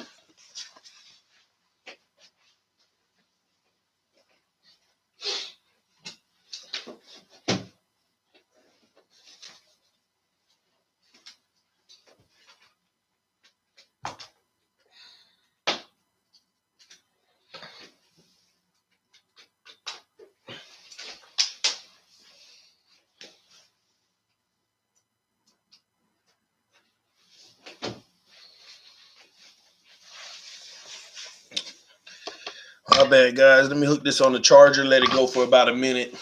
Then I'll take some more calls. Let me see 9. Let me put this in. 4 324 4661. That's the number right there to call in, guys.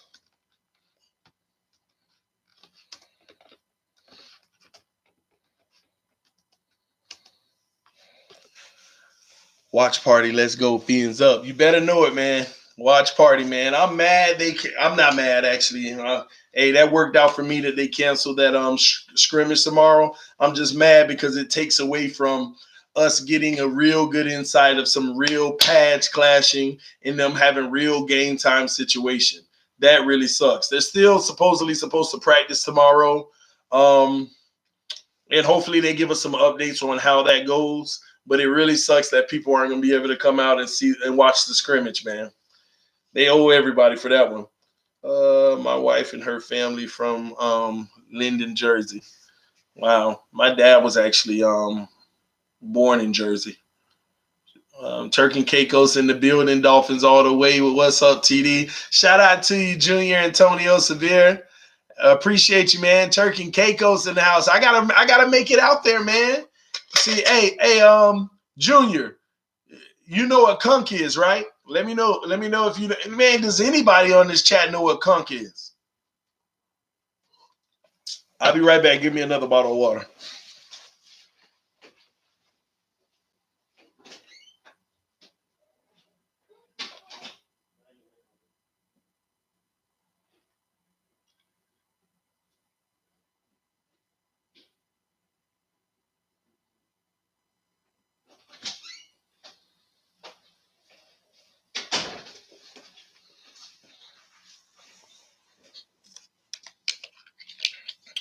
Let's see here. Finsanity. Heck yes. Yeah. Chill. Boy, everyone in Miami should know Kunk Salad is. Man, just imagine whenever I moved to Dallas, man. Oh my gosh, had Kunk Salad 2 days ago. Man, I'm talking about crack Kunk too. I love Kunk Salad, but I'm talking about crack Kunk. Anybody know what crack Kunk is, Sue? Nobody party like Jersey. Sounds yummy, Vicky. I'm from the Bahamas, TD. I eat Kunk every week. It's our special dish down here. Trust me, I know very well. Lulu, waiting for your to call. Well, I've never actually been to the Bahamas. I've actually never been out of the U.S. I just be so scared to go out of the U.S., man. I mean, all these movies you watch, you know, all it takes is for a civil war to break out like that. Be like, oh, why am I here? Oh, man, I mess with y'all.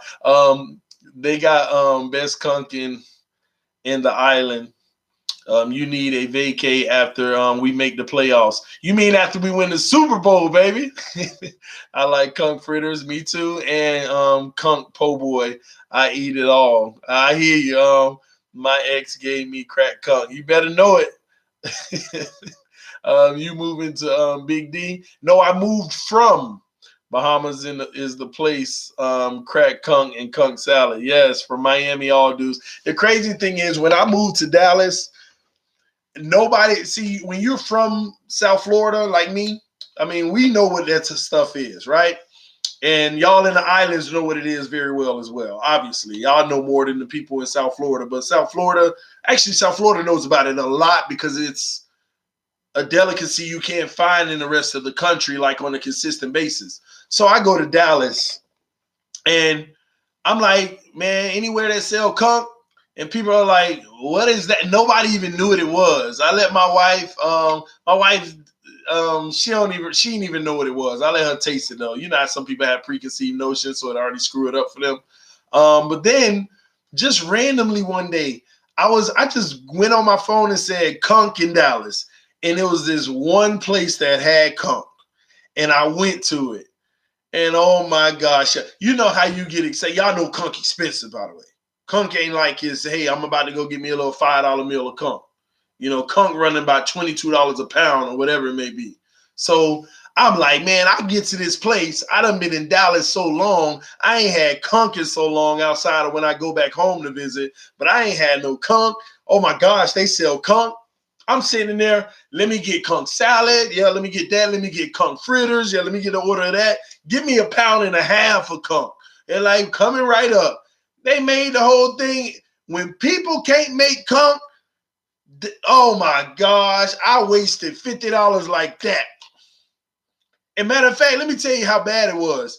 I started with the crack conch. If you can't make crack conch right, I ain't gotta even waste my time with the conch fritters or the conch salad. I ain't even playing with y'all. I threw that whole bag away. Ah, man, they took my $50. They done took my $50, man.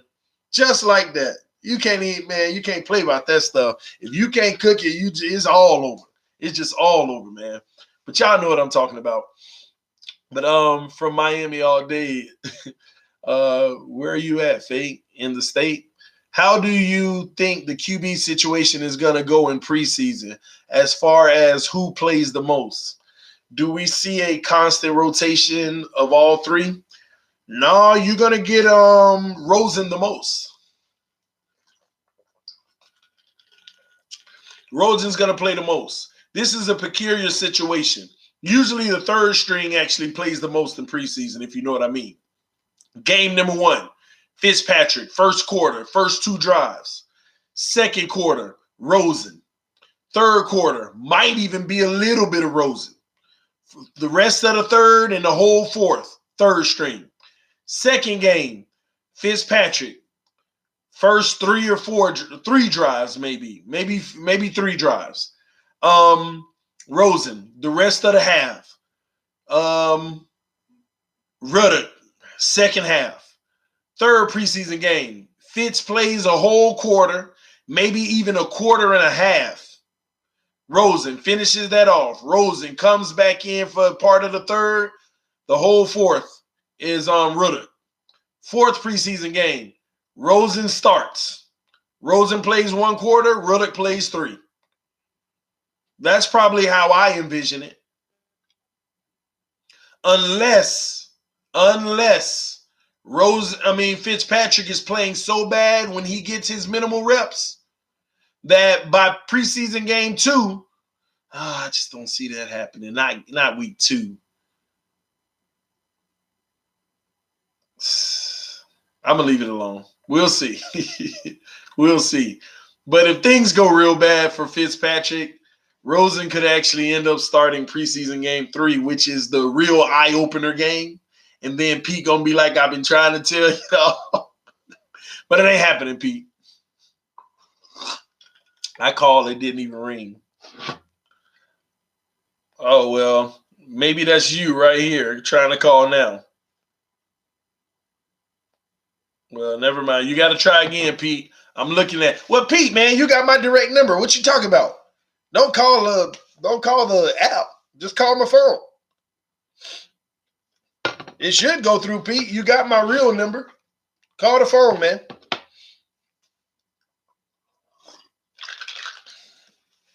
Oh, I'm hungry. Caller unknown.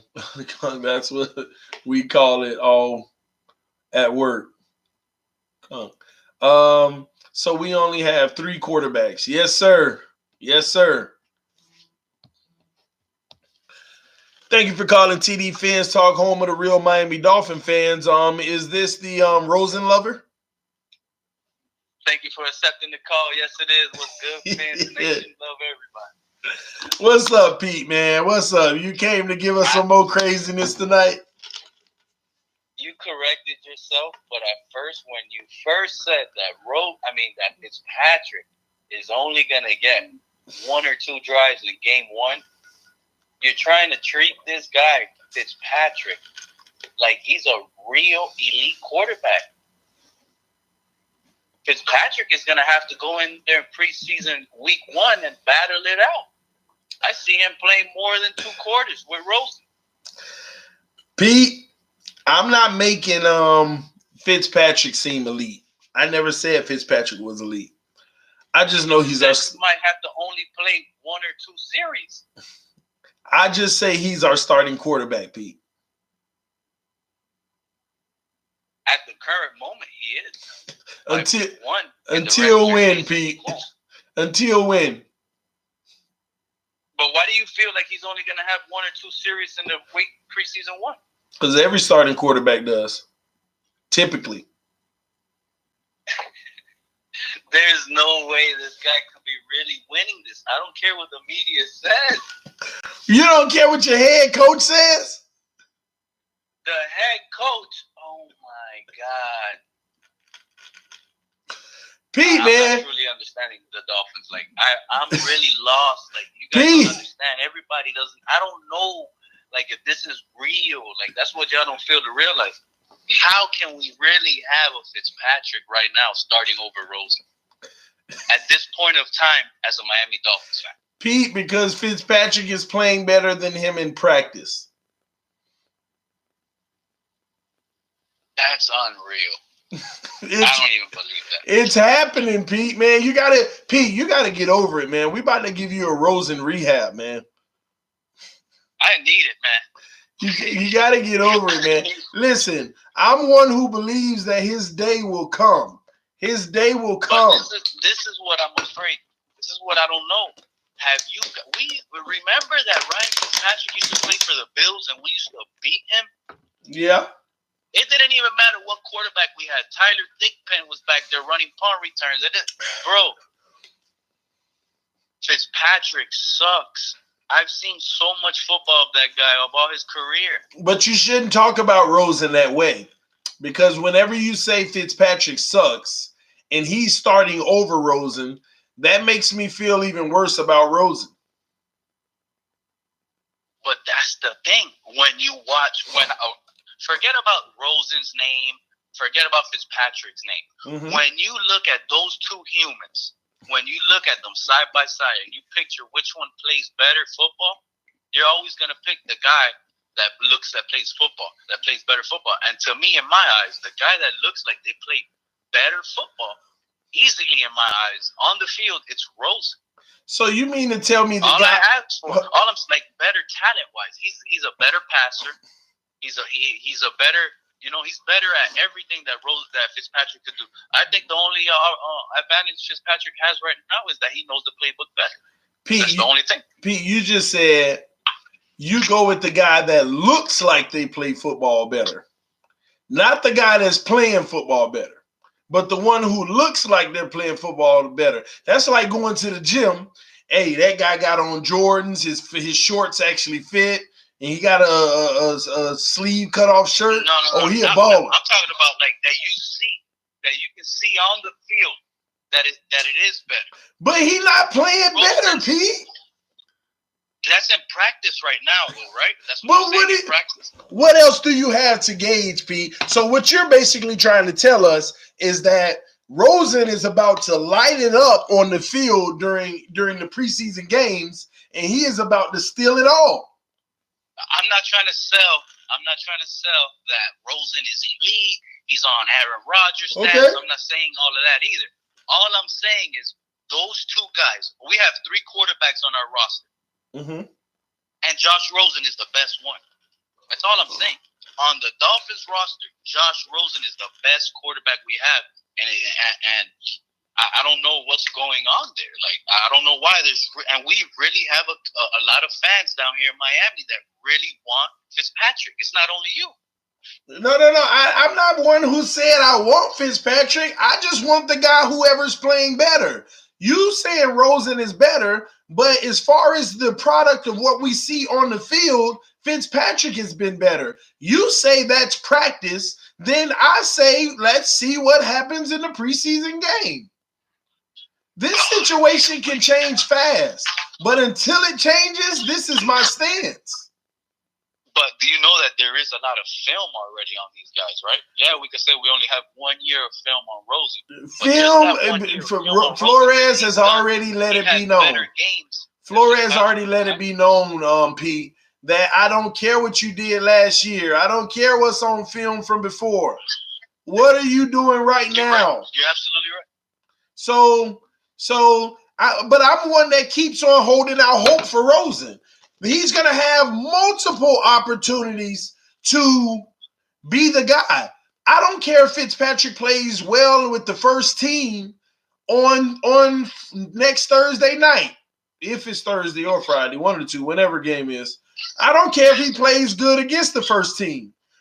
If Rosen's going to be getting 3 times the amount of playing time and he lights it up, he makes the competition closer. So Rosen is still going to be given the shot. It's not like the man is getting shut out from starting. He has a shot the entire preseason.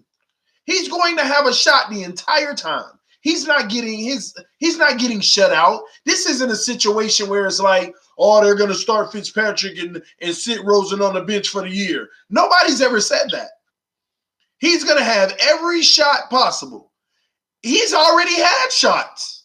And even in these training camp practices, just couldn't capitalize on a consistent basis. Fitzpatrick will ball day 1. He'll ball day 2. Fitzpatrick will suck day 2, and Rosen shows a little promise. Okay, day 4 comes, Rosen falls backwards again. Fitzpatrick has a decent day, ain't even great. Day 5, Fitzpatrick is average, but Rosen is only average. But it's still good for Rosen. It ain't bad again. You know, he's been giving shots to just, let me grab that right there. But at the most, he's kept status quo of, you're still in this hunt. We haven't given up. So No, you're 100% right. Pete, he's gonna have his shot, Pete. Flores did say that. He's gonna have his shot, Pete. Forget about last year and all that good stuff. I remember you saying that he did say that. And Rosen has to step it up. I agree. That's it. It's his to. I'll even go a step further. It's Rosen's to lose. He's in those Josh McCown years. He's just gonna have to be sitting back and coaching up Josh Rosen. That's his job. True. Pete, would you be mad? Let me ask you a question, Pete. I will be really mad if he doesn't start week 1. As a Dolphin fan, I'm telling you, I will be Pete, really, I wasn't even gonna ask you that question, but since you said that, it's gonna make it even worse, Pete. Right. Would you be mad, Pete, if week 1 comes, the depth chart gets put out, and this is what it reads: QB1, Fitzpatrick; QB2, Jake Rutter; QB3, Rosen. Listen, Jake Rudick is a Michigan guy. I don't know the history of that guy, but Stephen Ross must have something going on with that guy. Pete, I don't know what's good. Jake Rudick is here just to be a camp body. But Pete, I want your answer, Pete. If I will be mad, imagine what I just said. If he's not the starter against the Ravens week 1, I will be highly disappointed. No, but Pete, if he's the third string come week 1, dude, I'll give you $300 on a live shot. Oh, Pete, Pete, stop committing. Pete, stop committing like that, man. If we sign another one and he gets kicked off the team, bro, forget about it. Pete, you got to stop committing like that. What if Rosen get hurt in preseason game 4 and then he the third guy? Then, injuries. We already said that injuries, that's sad. I don't even want Fitzpatrick to get hurt. But, cough, cough, I kind of do, so this guy gets out of here already. But other than that, I kind of like that we do have Ryan Fitzpatrick. Yeah. I really do like that we have him. But like I told you, he should be a Josh McCown. He's seen every defensive scheme. He's played for so many different teams. He knows so many different formations and from different, AFC East. He's played for the NFC. He's played for all of that. So he's seen different. So he can help out Rosen as well like that. But that's the way I see Ryan Fitzpatrick being here for the next 2 years. But right now, safety backup. If Rosen gets hurt week 12, a little soft ankle injury, we don't have to rush him in there to get in there. Ryan Fitzpatrick, he'll give us a good 1-2 punch. If it goes down that way, but right now you got Rosen learning from Fitzpatrick. What about the absence of Caldwell? How is that impacting Rosen? Give it to Ryan Fitzpatrick. Joshua asked that. Joshua asked that question. I'll answer it, but I want your take on it. Okay. How did Caldwell's absence taken away from Rosen's learning curve? Damn, Jim Caldwell. Well, supposedly he's still with the team. Yeah, but still he's not there working with them. face-to-face communication is the best too. So that's a tough one to lose because he was also the head coach in a way. So yeah, this he is was also the head coach in a way. I think based off of what we've seen so far, it's going to have a negative impact. How great, we will never know. We'll never know how great of an impact that has on Rosen from a negative perspective of him not being here, because we also don't know how good of an impact it would have had if he still was here. So it's a hard one. It's just a luxury that, and he couldn't have been any worse. So there's always going to be a negative impact. But we don't know how good of an impact Caldwell would have made, because that's ultimately up to Rosen. So it's a tricky one, Josh. It's a hard one to really answer, because it's a who knows situation what he would have been able to do. So we don't know really. Don't know. That's a waste of a second-round pick. That's not a waste, Wedson, because you never know, man. You Josh never know. Rosen, I'm telling you guys, he has it. I'm telling you guys, last year, if Rosen would have fell to 11, we would have drafted Josh Rosen. Oh well, but he would have looked like the Cardinals with that O-line, Pete. What was that? He would have looked like he did with the Cardinals with the O-line that we had. No. He had it worse, bro. When you're starting, listen to this. When your starting wide receiver is 15 years in the NFL, 15 years into the NFL. That's not sit here and act like Fitzgerald is a GOAT. That's not sit here and act like he wasn't still balling. No, man. When your starting wide receiver is Larry Fitzgerald and he's 15 years in, that's, for example, I'm going to give it to you. When your starting quarterback, all 5 offensive linemen get hurt before his third start. So he's pretty much playing with a bunch of guys that can't even communicate right the whole season. I get it, Pete. I get it. But our offensive line wasn't great, Pete. Put in the worst position. I get it, man. Shout out to Alton Tripp with the donation to the channel. He said, keep it up. I appreciate your love and support. And thank you for that, man. Thank you for that. You know what I did hear from Flores, sorry, but I appreciate that guy donating as well. Keep this thing going. I love this community and everybody a part of it. So we just got to find a way to keep it going and keep growing. Congratulations on your 5,000. Appreciate you, Pete. For a while. Appreciate you, man. Yeah, you've been here for a good minute, Pete. I can't even remember. You ain't start talking that craziness until we got Rosen, though, but that's all right. Yeah, man. I'm so happy we got Rosen. And so is everybody else going to be guaranteed week 1. The whole fan chat, they're all going to be like, oh, Pete said it, blah, blah, blah. But, I can't wait. yeah, I'm happy about that, too. Oh, yeah, but it's what we want. When he beats the Ravens week 1, it's going to be the best feeling in the world. So that means Fitzpatrick's going to go down. Fitzpatrick's going to go down, and he's going to come in and save us. No way, bro. This is what's going to happen. Gesicki's going to have like 2 touchdowns on Earl Thomas. That guy's way too short. Gesicki's already bossing up Bobby McCain back there on those touchdown catches. Pete. Earl Thomas is going to get swallowed. Pete, I can't wait. Pete. Gesicki may not even get to play. I know. I'm telling you, all of this, everything that's going on is perfect, Titty. I told you how I see it. These guys, the starters, they're great guys. Hold on. We know. Hold on. You're telling me. They got to get motivated. And it looks to me like Flores is a great motivator. That's all he's doing. He's not going to sit here and be like, oh, yeah, Flores, Rosen is our guy. He's great. Da, da, da. No, he's going to sit here and say something to motivate him to so he could get better. You mean to tell me, Pete, you mean to tell me at this point you think Gesicki's going to start over O'Leary? Yeah. What makes you think that? Start over O'Leary. What makes you think that? Like in what situation though? Because football is situational football. True. If it's 3rd and 1 and we're playing the Ravens and they stack the box, I don't want Gesicki there blocking if we're gonna run the ball.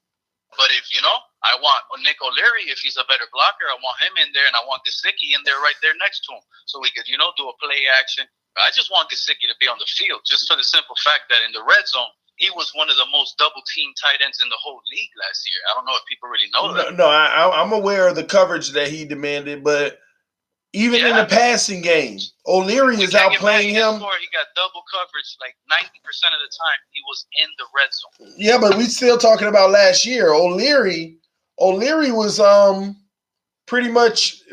is pretty much outplaying him in the passing game. That's what's really got the coaching staff all on O'Leary.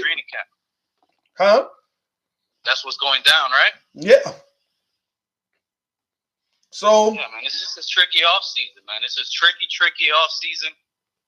I don't know what Greer is setting up behind closed doors to be hyping up these other players, try to get trade bait. Like, I don't know. Everything is going on weird this offseason to me. Like I said, just for the simple fact, everybody is calling out for Fitzpatrick. And just like I told you, talent-wise, the name, forget the names, just talent-wise, what I see on the field, and to me, it's better that we start Rosen. It's just me, but we'll see. Hey, at the end of the day, let me just say this, Pete. We should all want Rosen to start because at the end of the day, that means he earned it. If he doesn't start, that means we still have to be fine with it, though, because the coaches felt like he isn't the better option right now. But if he does start, that means we're headed in the right direction further than we ever could have imagined. So that's what's up. G Firm, shout out for the donation. He said, "Put me on next, cuz I got you." Hey, Pete, man, I'm gonna hit you up later, bro. Keep it going. I'll be here. My phone's about to die. I'll be here. All right. And y'all give me a second. I think I got one of my little ones out there crying. Let me just check on him. I know his mom out there. I don't know if she's in the restroom. I'll be right back. Give me a second, guys.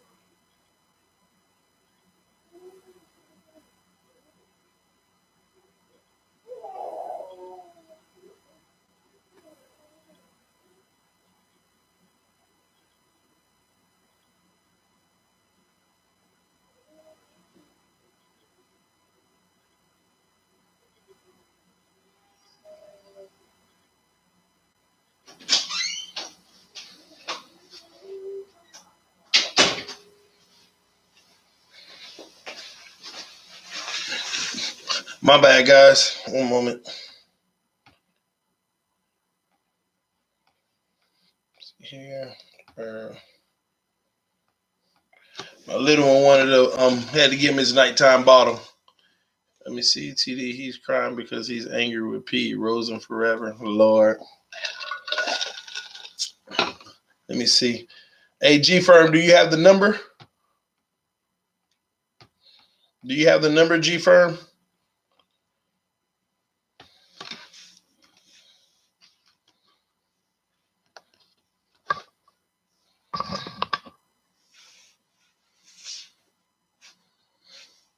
He crying because we tanking. See, Flores said that's a disrespectful word to say tanking, man. I don't understand why we have a got him Tannenbaum he killed. All right, let's see who this is.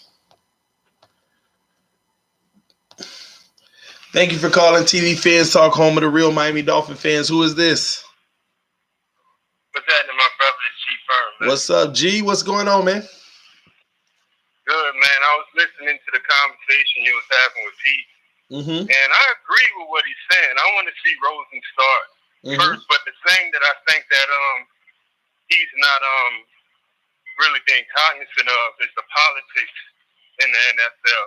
Remember, Cleveland kind of had a similar situation last year with Baker Mayfield and Tyrod Taylor, where he didn't beat out Tyrod Taylor, but didn't mean that he wasn't better than Tyrod Taylor. It's just that when you have a coach who doesn't have the cachet, Flores is a first-year coach. He doesn't have the cachet to make risky moves with going with the rookie quarterback, or you got to go with the more established quarterback, and that's what they did out there in Cleveland. Tyrod was struggling, didn't work out. Baker Mayfield came in and he almost turned their season around. Same thing happened. It happens all the time. Ben Roethlisberger's rookie year, he didn't beat out Johnny Maddox. Mm-hmm. Johnny Maddox got hurt. Ben Roethlisberger came in and he turned their season around. I think personally, even though I'm with Pete, I'm with everybody who want to see Rosen start out there first. But the problem with that is, if you put Rosen out there first, and you know our fans, we got short fuses, and we not patient. You saw what happened with Jay Cutler when he was taking it up. We was all calling for Matt Moore. Mm-hmm. If Rosen go out there and he starts off 1-3, 1-4, we gonna be rooting, chatting for Fitzpatrick, and that's gonna be it for Rosen. So it's best we go with the established quarterback first. It's a win-win situation. If he is winning for us, then good. If we win, then everybody gonna be happy. But if he's struggling, if he starts off 1-4, 2-5, and we put Rosen in there, it's better off that Rosen comes in second. And whether he struggles or not, we're gonna be more patient with him because the season might be a wash at that point. So we'll be patient to look at different nuances, his pocket presence or whatever, to see if he got what it takes to move forward. But if he starts out there week 1, the pressure is going to be on for him to succeed. And if he's not, we're not going to want to see him no more. We're going to wash our hands with him. You know, that's my opinion. No, it's a great opinion. I want to break down everything you just said real quick and stay on the line just in case you got some pushback on some of the stuff I say. I agree with about 80% of it. Let me talk to you about the stuff I agree with before I say the one point that I'm not so sure about. Yes, sir. I agree with everything as far as the politics of start Fitzpatrick, and if that's messing up, then you put in Rosen. That's a lot safer for the kid. I agree with the notion of if you start Rosen, we're going to be calling for his head saying, oh, get him out of here, start Fitzpatrick. But I'll even take it a step further on that. It'll be worse than saying, oh, get rid of him, let's start Fitzpatrick. It'll be get rid of him, start Fitzpatrick, and draft Tua. It's going to be even worse, okay? The part that I give a little pushback is when you use the example of Flores is a new coach and he doesn't have that pretty much, that credibility yet to not start the veteran guy. That worked in both situations that you gave with Menzel and all of that. That made a lot of sense. But in this situation, I don't agree, and here's why. Let me ask you a few questions real quick, okay? Yes, sir. What does Flores have to fear? What fear would Flores have of starting Rosen and him being a bust? Well, the thing is that he's going to look incompetent if you bring in Rosen over an established quarterback like Fitzpatrick, because nobody's going to believe if Rosen goes out there and he duplicates his rookie season. Nobody's going to believe that Fitzpatrick would have done worse than that, if you get what I'm saying. Yeah, I get what you're saying, but back to Flores real quick. What would you said it'll make him look incompetent. What fear should he have of looking incompetent his first year? Well, when you're a first-year coach and you're a minority coach, I don't want to make it, but when you're a minority coach, fair. You want to make sure that you're making decisions that are sound decisions. If you just put Rosen out there and he wins 3 games based upon, and now I'm not going to sit here and talk like Fitzpatrick he's an established quarterback, but I don't think he's ever moved the needle for any team he's ever played for. But if you put Rosen in there, he stinks it up. A lot of people are going to question that decision because Fitzpatrick, in my opinion, if Rosen struggles the way, let's say how Arizona, and I know his O-line and all that was messed up, no one's going to believe that Fitzpatrick would have performed even less than that, is what I'm saying. And that's going to come into question. Like, what was this dude thinking? Was you even trying to win? Was this some type of, are you experimenting the first year? Because remember, he said now, this is his words. And you know, the media and everybody's going to always hold you to your words. He said, we're trying to win now. We're not trying to bust. We're not trying to tank for two and all that. We're trying to win now.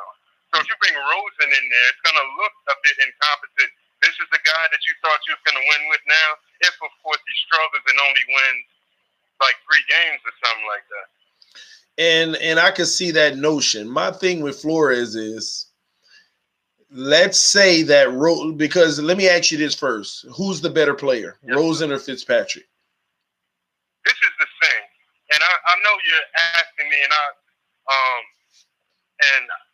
I want to give a clear answer, but I have to elaborate. I apologize. You're good. Take your time. I think when Pete was saying that Rosen is the better player between Ruddock and Fitzpatrick, I think what he's saying is that Rosen has the higher ceiling, and I agree with that. Okay. But right now, I think Fitzpatrick is the more established quarterback, and he's the better quarterback, and that's the reason why he's leading in the race. But I think when you're talking about a guy who's 36 years old, and we talking about a future, the long haul, we tired of switching quarterbacks. We look at Rosen as the guy because he has the higher ceiling.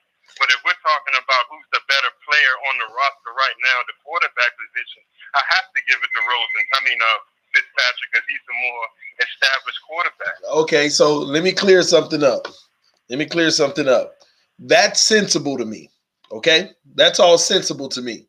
But Pete, that ain't what he's saying. He's saying Rosen is the better quarterback now. Okay, let's clear that up first. Now, yeah, he did. Yeah. So with what you're saying, that makes all the sense in the world now for me. But when Pete says things like Rosen is the better quarterback now, hard him if that was the case. Does that make sense? It would be. Look, it makes perfect sense, and I would have no problem if Rosen was our starter week 1 against Baltimore. The only issue I have with that is he has no margin for error at that point, because if Rosen messes up, you know how our fans are, because I'm a Dolphins fan, you a Dolphins fan. If we know there's a guy, just like what we did to Jay Cutler when he started scrubbing out there like that and going 3 and out and running off the field like he didn't care, we were saying we want more. In the whole stadium, we were saying that. Everybody in unison was doing that. They're going to do the same thing to Rosen if he goes out there and he struggles. But if you put Fitzpatrick out there first, and if he's the one who struggles, once Rosen comes in, we're going to baby him a little bit, because it's like, all right, we got our future in there now. We're going to treat him with the proverbial kid gloves, and we're not going to put that pressure on him. That's just my opinion. I know it's hypothetical, but that's just my opinion. No, you're good on that. I like that logic. It's sound. The only thing that I guess I wanted to say was Flores should have no concern about any decision he makes. First and foremost, out of the 6 or 7 new head coaches that were hired this year, he's the only one that got a fully guaranteed contract for every single season. Okay. And he got his money guaranteed. Whatever decisions he made, they fire him, he's still getting paid. But that's not going to happen. Okay? So he's going to make the right decisions and go with the best player. Even if he was a high pedigree coach, I don't care if it was Bill Belichick coming in. You don't start Rosen right now. And Belichick wouldn't. Belichick would start the quarterback who's going to give him the best chance to win right now. That's what he did with Brady. Remember, Brady didn't beat out Bledsoe. At all. Why he got in there, because Bledsoe got hurt. Exactly. And once Brady pretty much showed that I got this, I'm fully developed, I could run the offense, he was all right, Bledsoe, you good now. We got our quarterback. Exactly. And just like with Tony Romo's situation, people don't realize Tony Romo looked into the situation. Same thing. It happens all the time in the NFL. It's a lot of great backups. Rodgers under Brett Favre, he didn't play for 3 years years, I think. Yeah, it's a lot of great backups in this league. You just don't know if they got enough reps and real play time, how good they can be. Some players go through their whole career and they are great, but you never got a chance to see that because of the situation that they were in, man. But you're spot on. I agree with that. But the difference is I can take that logic for the simple fact of Rosen has a higher ceiling. I could take that logic. But saying that he's better right now, today, this moment, there's no evidence to prove that. You know? I think, over Fitz, so you agree with me that Fitzpatrick is still the more established quarterback? Absolutely. Okay. No question about it. Or I would be hooping and hollering on this channel. What are we doing? Rosen need to be starting right now. You know? Right. Let me ask you this question, if I may, my brother. Mm-hmm. Do you think our situation is similar to Cleveland's situation last year with Mayfield and Tyrod Taylor? Because remember, their coach, Hugh Jackson. Yeah, Hugh Jackson. He went with the more established quarterback versus the quarterback with the more potential, and I think we facing the same politics, in my opinion. Are you going to go with the more established quarterback, or are you going to go with the quarterback with the potential? And usually in those situations, when you're dealing with those type of politics, the established quarterback always wins. The only time that it did not happen, if you remember Seattle, when they brought in Matt Flynn to start, they drafted Russell Wilson was supposed to be a project, and he ended up starting the first year. Yeah. That's the only time I ever seen that happen. But they brought Matt Flynn to be the starter, paid him and all of that, and he ended up getting beat up by a third-round pick. That's the only time I've seen that happen. But for the most part, when we face with these type of situations, just like Cleveland last year, they go with the more established quarterback. That's what I've seen watching NFL football. Yeah, to answer your question, I don't think it's the same situation. Okay. I don't think it's the same situation. Here's why. That situation should have never happened. Tyrod Taylor should have never even been on that roster. And what I mean by that, they should have traded because they should have already started the rook because he was good enough to start. Does that make sense? And let me put it like this. See, the thing is, he proved that, but we didn't know that in the beginning. We knew it because we saw the flashes. Somebody knew what Baker Mayfield was going to be. You know what I'm saying? No, but we saw it though in preseason and everything. We saw him actually play well though. See, the difference is Rosen is having struggling moments. Baker was commanding the offense, coming out there throwing that ball in preseason and everything, but he was still that backup. Like if put it like this, do you see how Fitz can go out there and throw a few touchdowns and this, that, and this? Right. If Rosen and Fitzpatrick was playing even football, I would be hooping and hollering about starting Rosen right now. Because what is the purpose of not starting him if we're getting the same play? But you were getting the same play in preseason for the Browns. Both of them quarterbacks was doing a little something in preseason. Some might argue Baker was actually playing a little better at times. So if you got the same play, you go with the young guy so you can start working their ceiling now.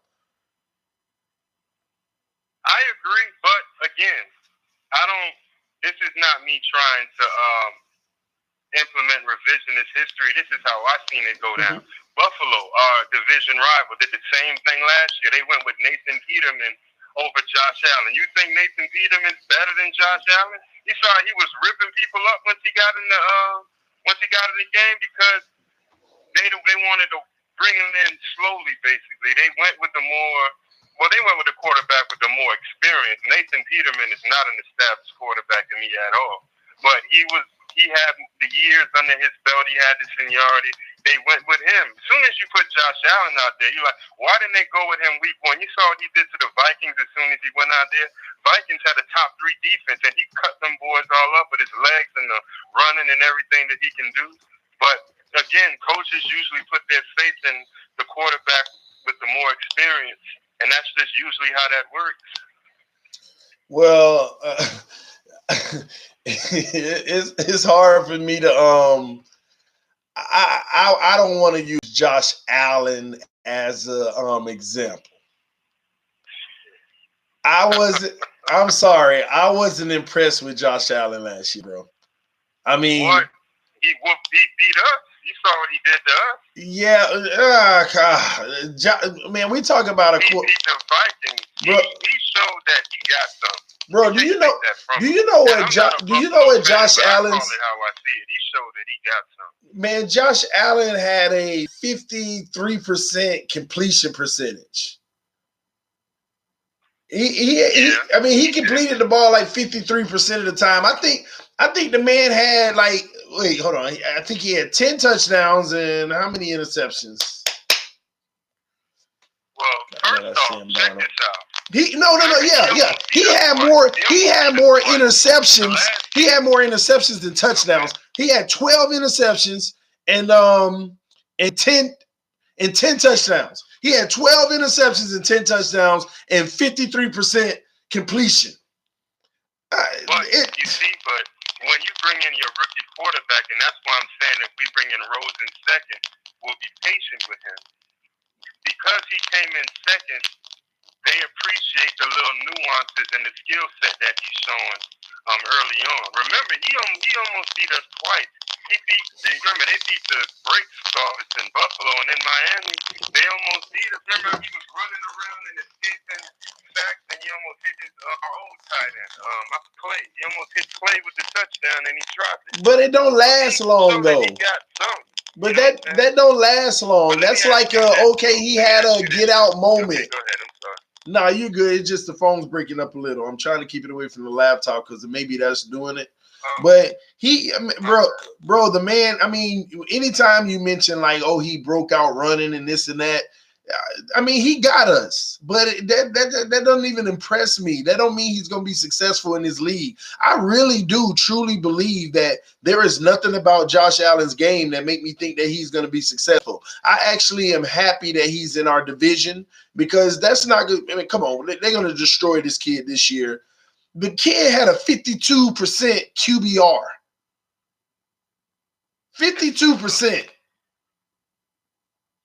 But when you're looking at his numbers, think about this. Rosen's numbers was not that far. They were a little bit better, but they were not that far off. What, Rosen?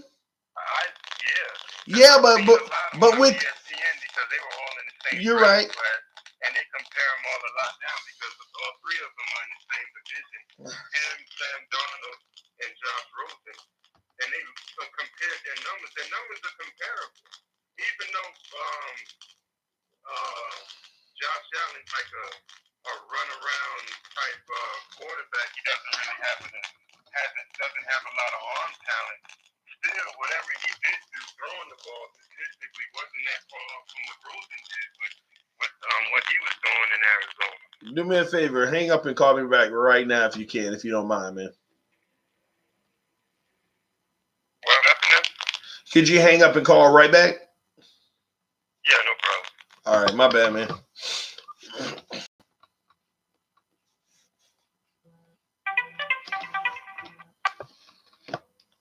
All right, my bad, man. But hello. Yeah. Reception on my end or something? No, you're good. It just does that. That app does that here and there. After a while, the line messes up. But you're right. I could hit you up on your main line if that's all right. Yeah, you're good. Well, I would text it to you, but I can't do it right now. I hit you up. I got you, bro. But the numbers work.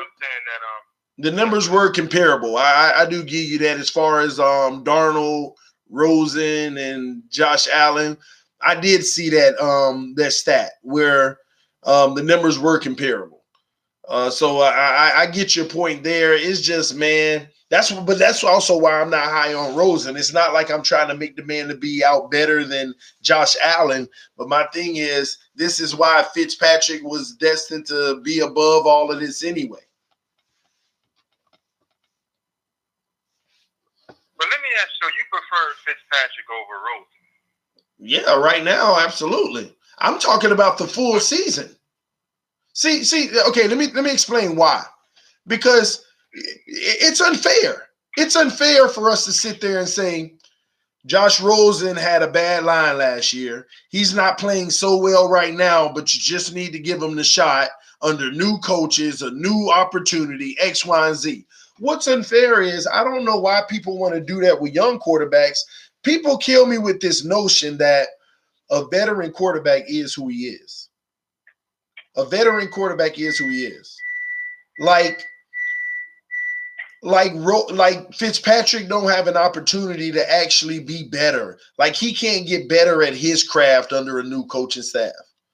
You have to give him a fair shot too. I'm hearing all these people say start Fitzpatrick for the first 4 games and then start Rosen. But what if Fitzpatrick is doing well? And some of these same people are saying you still start Rosen. What are we doing here? What are we talking about? Then what's the purpose of starting? I don't agree with that at all. I don't agree with that. You see, so at the end of the day, and I don't care if Fitzpatrick started 2-2. Depending on how that 2-2 happened, you still roll with Fitzpatrick. Now, once we get to 6 games, I am an advocate of we need to be on the positive side of the spectrum. 6 games, we need to be about 4-2, and if we're 3-3, it can't be because of Fitz. But I mean, we sitting here acting like a quarterback can't throw a pick. Do you know how bad people are? If Fitzpatrick throws 1 pick, they were like, "See, he being Fitzpatrick." Every quarterback throws picks. Every quarterback throws. Now, if he start throwing them at a high pick and start averaging 3 a game, then yeah, we could talk about he back to being him. But this man can probably throw 4 touchdowns and throw the 1 pick that lose us the game, and they sitting here acting like, I told you. No, that was just he made a bad mistake at the end of the game. That don't mean that you move on from him. But when you have a quarterback, a second-string backup quarterback, who everyone wants to see what he got, you're going to deal with that. Remember, they dealt with it. Washington dealt with it when they had RG3. And they had Cousins. 49ers are probably going to be dealing with it when Garoppolo comes back. If he's struggling, they're going to want to see I forgot Mullins in there. That's just how it is when you feel you might have somebody special at the backup position, if you get what I'm saying. And that's all fine. There's some quarterbacks in the league that are gainfully employed. Nobody's going to question Rodgers. Nobody's going to question Breeze. Nobody's going to question Brady.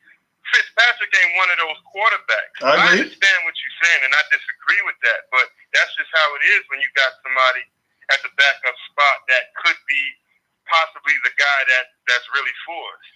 I agree, but you still got to wait on them to struggle first, right? Of course. But that ain't what a lot of people are doing. They just straight up, Rosen needs to start around week 4. Gosh, are you not going to put any stipulations in there? I mean, if we 3-1, Rosen got to start or something all of a sudden? What I'm not finna get into is us going 3-1. We start Rosen and we lose 3 games straight, and then we miss the playoffs by 1 game. I'm not finna get into that. I'm on board with you there, and I want to be clear. I'm not a Rosen fan. I'm a Dolphin fan. Whoever's the guy for the job, that's who I'm rocking with. Exactly. But I think, but I don't got the confidence in Fitzpatrick like that. And I hear what you're saying, that a veteran quarterback can still grow and he can still the only time I can think of a quarterback that was kind of like at Fitzpatrick's level and then he elevated at a late is probably Rich Gannon. Is the only one. If you're saying that he's going to be Rich Gannon and he's going to come and move the needle for us, I'm good with that. But he's never moved the needle no place. Wherever he is, he's like Tannehill. I would prefer to keep Tannehill if he's going to come and do what he always does, because Tannehill will go on a 3-game. He'll come out, win the first 3 games. They're like, oh, yeah, we got some. We're going to win the division. And he struggles the next 4 games. That's been the story of Fitzpatrick's career. Well, the thing is, I'm not saying that Fitzpatrick will elevate his game. I think there's a different philosophy of what I try to explain to people when I say that Fitzpatrick can get better. I don't mean that he can be a better quarterback, like a more accurate thrower, throwing better timing routes and this and that. I think that, he's reached his ceiling on that. When I talk about Fitzpatrick improving his game, I am only talking about one category. turning the ball over, taking shots. He threw an interception in practice, right? The pressure was going. It would have been a sack, but he wanted to get it off, and it was picked. He knew he shouldn't have threw the ball. It wasn't even a fair pick for him to take in the stat category because he knows I didn't need to take that. I just took a chance just to take it. You know, I got a big body guy out there. Let me toss it up because I've had it work before. And not making those mistakes. I'm talking about minimizing the mistakes that he can control. When people talk about Fitzpatrick game, they got to understand he's a gunslinger like Dan Marino. Is he Dan Marino? No. Does he sling it like Dan Marino? No, but he's a gunslinger like Dan Marino. And he can deliver the ball. Yeah, he can deliver the ball. He can get it where it needs to be. He can throw it with some power, some urgency. He can play quarterback. But nobody's sitting here and arguing. Nobody's sitting here and say, oh, Fitzpatrick is bad at pocket presence. Fitzpatrick don't do this well. Fitzpatrick don't do that well. Everybody's knock on Fitzpatrick is the boo-boo dumb mistake at the end or something like that, throwing all these interceptions. People don't really have a lot of criticism of Fitz. If Fitz would have reduced his turnovers by 50%, he would not be elite, but people would say he's a good quarterback. Right now, they saying Fitz is straight. He can get the job done. They don't want to say he's a good quarterback. But he could actually be a good quarterback by making one change, not making the mistakes that you shouldn't make, taking those crazy chances. And that's why I say he can be better. If he was in where is it? Freaking Buccaneers. He went on a magical run. Why did it all change all of a sudden? People forget that even when he was playing bad, he was still putting numbers up. He'll have like 4 touchdowns with 3 interceptions. You see what I mean? He's still throwing that rock, but he's taking too many chances. And that's all I'm saying. If he can minimize his turnovers, man, we got a quarterback that's good enough. He's good enough. I feel you. He's but you also got to, and I'm not saying you haven't taken this into account. He is 36 years old. You get what I'm saying? Yeah. So he has a large body of work for me to believe that he's going to get that under control. He is who he is at this point. No. And I think we all know. No. I'm sorry. Go ahead. No, Go ahead. man. No, let me tell you, that notion of people being who they are, I don't believe in it. Let me tell you why. You are who you are, but coaches can change who you are. There are situations where players are like, there are more bad coaches in this league than there are good coaches. So at the end of the day, there is a real scenario. Now let me give you this before I finish this. Let me say this. I'm not saying you're wrong. He could end up to be who he is. Okay? You just don't agree. I got you. You just don't agree. No, it's not that I don't agree. He could end up to be. He might actually be. He is what we might actually be able to use the saying he is who he is. But I'm a firm believer in, with the right coaching, you might be shocked at the people that you believe they are who they are, how all of a sudden they're transformed. Wow, nobody ever saw this, and you can only attribute it to one thing. He finally found a coach that it tapped into what his problem was and helped him see how to fix it. Think about it. What coaches have Fitzpatrick had from a quarterback standpoint? I'm trying to offensive coordinators, and I gotta go look at his. I remember he was in Buffalo. I think he was with the Jets. You ain't even gotta tell me the coach. You can name the team, and I can tell you it ain't like they were gonna make a difference for him. I don't think the man's ever been in a situation where a difference would have been made from the coach. And I think this is the first time we might have a difference made, not just from the quarterback play per se, but just from TNT takes no talent. No need to make these boneheaded errors. That ain't talent. That's just stupidness. And getting him to see that. But this narrative that you're talking and this hope that you have in him, I've heard that same hope, or I've seen that same hope put in particular quarterbacks, and it never worked out. the number one quarterback that I'll give you is Michael Vick. Remember, Michael Vick had legs and he had the arm talent. People like, man, as soon as he get accurate, he gonna probably be the best quarterback ever. And I know he got locked up. He came back or whatever, but he was never a good thrower of the football. He had arm. He could throw the ball from one side of the field to the other, but he never had that accuracy, if you get what I'm saying. Now, when you're talking about a quarterback that's 36 years old who's played on like 8 or 9 different teams, I don't see how he's going to come to us and he's going to be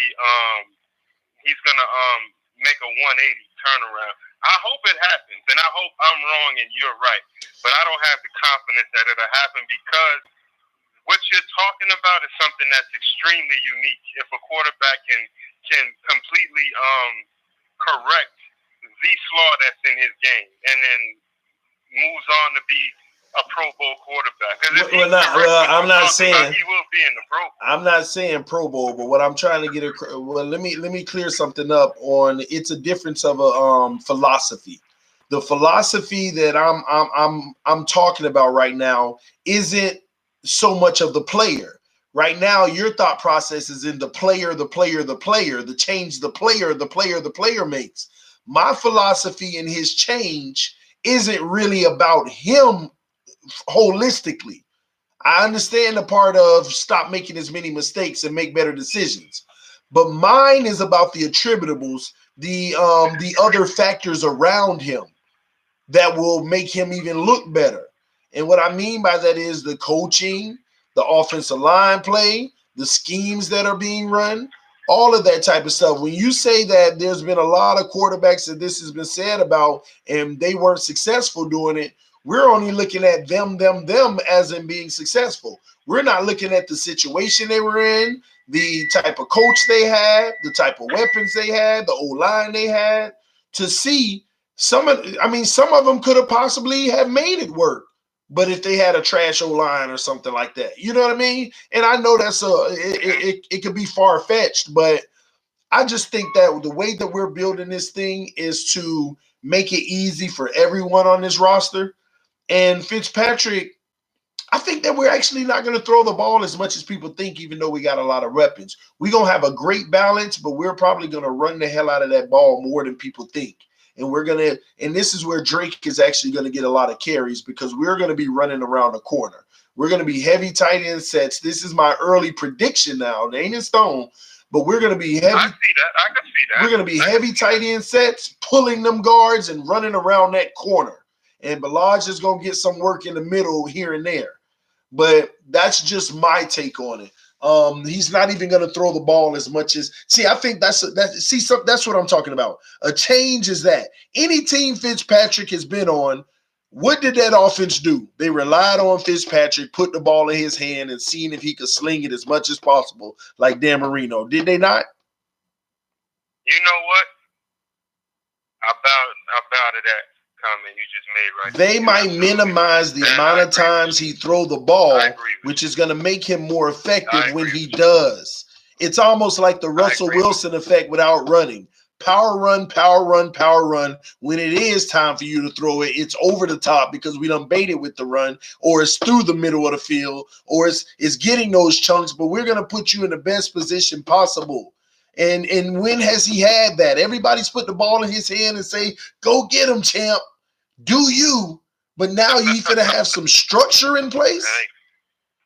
I just think that it's a total different game plan. I'm proud of that comment. I agree with you. That right there, I never thought about that. Yeah, they go out there and they tell him he doesn't really have a strong, never, as far as I remember. Now Fitzpatrick been on my radar since probably 4 years ago, even though he's been in the league way longer than that. But yeah, it's usually been a situation with a team that ain't going nowhere fast, and he's just basically running around. I agree with you. He throws the ball too much.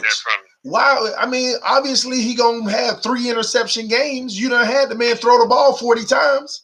The more you throw, the more exposure you put out there for interceptions. That's just statistics. I agree. You know, you get a quarter.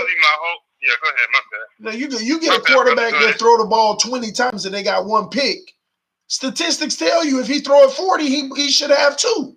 So when he throws 4 touchdowns and 3 picks, and they be like, Fitzpatrick did it. Look how many times you made him throw the ball. That's just common math. That's common sense. Minimize that. These coaches gonna change that up, man. It's the attributables around him, the situation they put him in. It's gonna make the difference. That's why I believe in Fitz right now. But I hope Rosen earns it bigger. But Rosen got a way to go, if you ask me. And that ain't a bad thing. He's 22 years old. Remember, Mahomes sat and learned the system up under the game manager. His name Alex Smith. Mm-hmm. You know what I'm saying? Kurt Warner sat up under Trent Green, and he came out and had a historic NFL year once he got his shot. I'm gonna be patient. You know, us Dolphins fans, we impatient. We've been waiting, a long time. We only had 2 playoff appearances in probably 15 years, so we want to win now. But I believe in Rosen. In my opinion, I think he's the guy for us. But I think it's better off to have Fitzpatrick go out there, see what he can do, and bring in Rosen slowly. You know what I'm saying? I agree with that. We brought Tannehill right away, and he never really developed. Never had a strong O-line in front of him.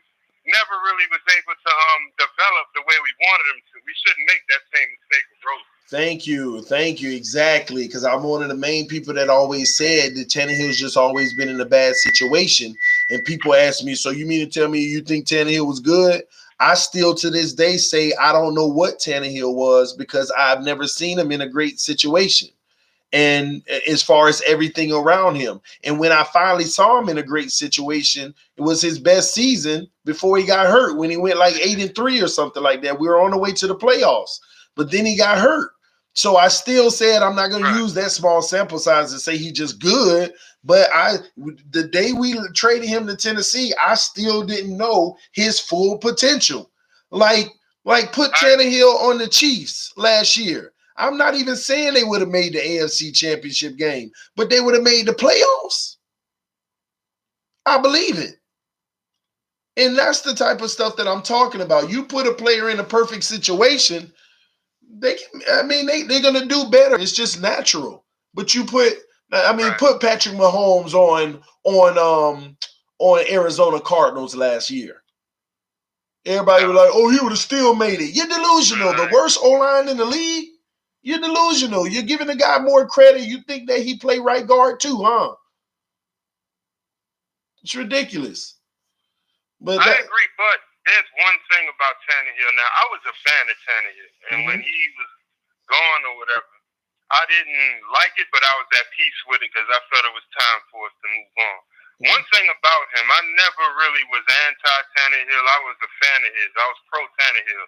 I defended him when I had my dialogues with fellow Dolphins fans, like what I'm doing with you right now. But the one thing that always frustrated me was he never had the pocket presence. Like he didn't have that inner clock that coaches talk about when you know it's time to bail or you know it's time to get rid of the ball.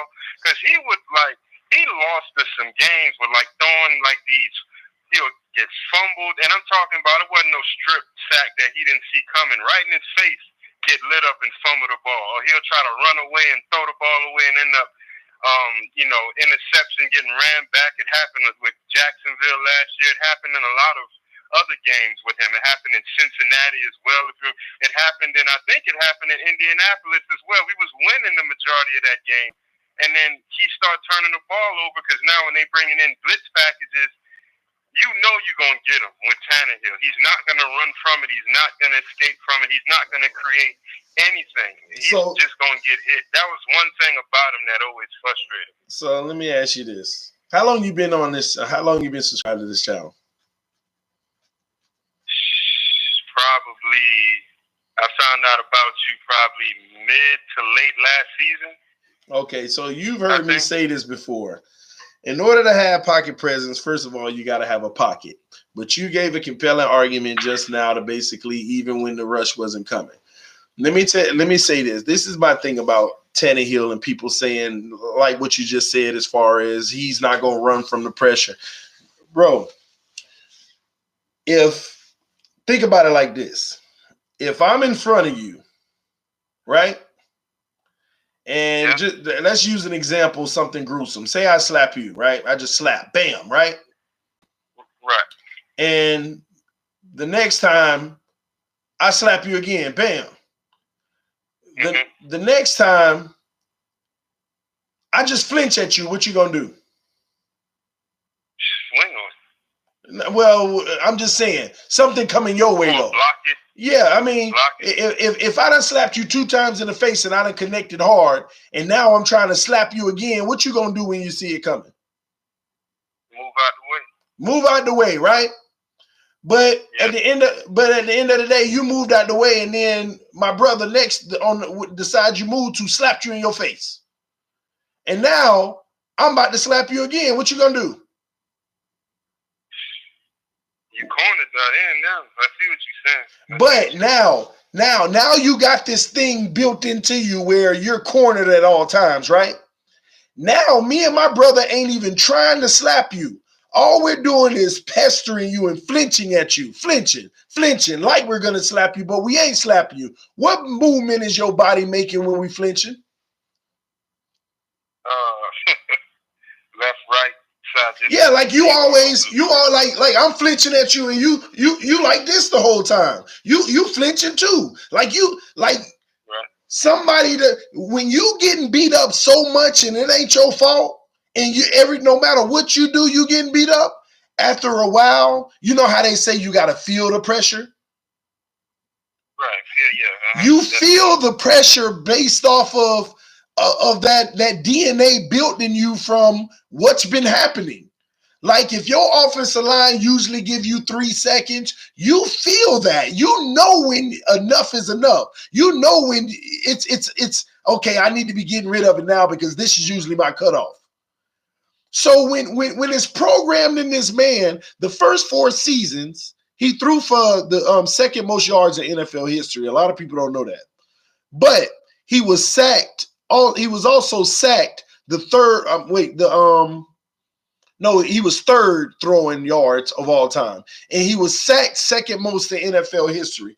When you're just constantly taking that brutal beating over and over and over, same thing happened in the Minnesota game this year. After about sack number 6, he's a deer in the headlights. Yeah. And that's what the ball, you looking left and right where they coming from. That's what we created in Tannehill. At the end of the day, when a blitz rush look like it's coming from the right, it's an automatic fear built in of I got to start sliding left, but that's what you've created a constant level of confusion for your quarterback to where, yes, he's fragile in the pocket. People say, oh, he always get frazzled in the pocket, but they don't want to talk about what causes that. You put any quarterback through that, they're going to always be frazzled like that. Always. And that was my thing. They needed to at some point give him an opportunity, not be frazzled, and literally let him grow that confidence of I got a pocket back. When can we ever say that he will even even if we gave him a good O-line, when can we ever have said that we gave him the time and confidence to grow, to feel his O-line and feel more comfortable about his protection? Did he even have a reason to be comfortable about his protection? You're right. But can I respond to what you said? Absolutely. You're absolutely right. But I do have a counter to what you're saying. Go ahead. He played receiver in college at Texas A&M, right? Okay. What frustrated me about him was he had legs and never really used it. Russell Wilson with the Seattle Seahawks. What people were so impressed with him, and the reason why he got that big contract was because he didn't have the best O-line neither, but he was able to utilize his legs and throw on the run. Tannehill, even though, again, I agree with you, he didn't have the O-line to protect him where he can sit there and go through his progressions. I agree with you there.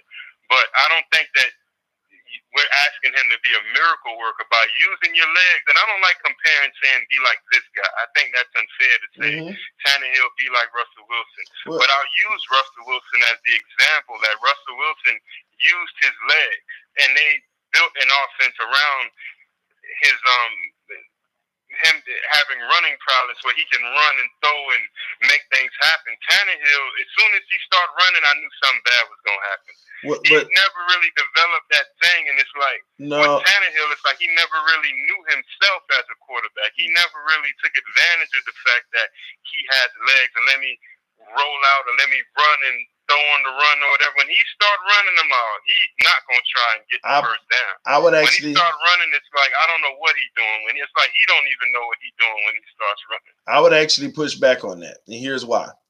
You can't compare a wide receiver with a running quarterback. Tannehill was like a wide receiver, but as a receiver, he was the Greg Camarillos of the world.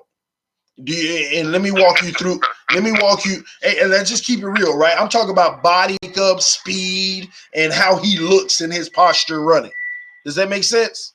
He was a Camarillo of the world. So you can't compare that makeup with a rushing quarterback like Russell Wilson with a little bit more bulk, with a little bit actually more get up and speed. And then on top of it, let's talk about Tannehill running. His first 4 seasons, he actually showed us he was actually a running threat. I think you're talking about his running in the second half of his career so far. Not the first half. Tannehill actually ran the ball in opportune moments in those first 4 years. And that's why I can't judge him for not using his legs as much on the second half, because he had just went through those injuries with his legs. We don't know what that did to him or how comfortable he felt with that. So at the end of the day, we can say he should have utilized the legs more to get up out of there, but he actually used his legs early in his career. We knew Tannehill was an RPO threat at times, and he made some big plays pulling it out and coming out. And he always did it at opportune moments. He pulled it out, and he actually got 15-yard gains at times. When Tannehill ran, they really never seen it coming on RPOs, and he made it work. It was always an opportune moments too. But as soon as he had that injury, he was never the same runner he was in the first 4 years. Never. Yeah, he did he did slow down a little bit after he hurt himself in camp, I believe it was 2 years ago. I agree with you there. But the thing is that he had the legs, and I don't think he ever really polished that game in him. And I think with you, I'm going to ask you the question. Do you ever feel he was ever polished in that area before the injury, being able to run and throw the ball?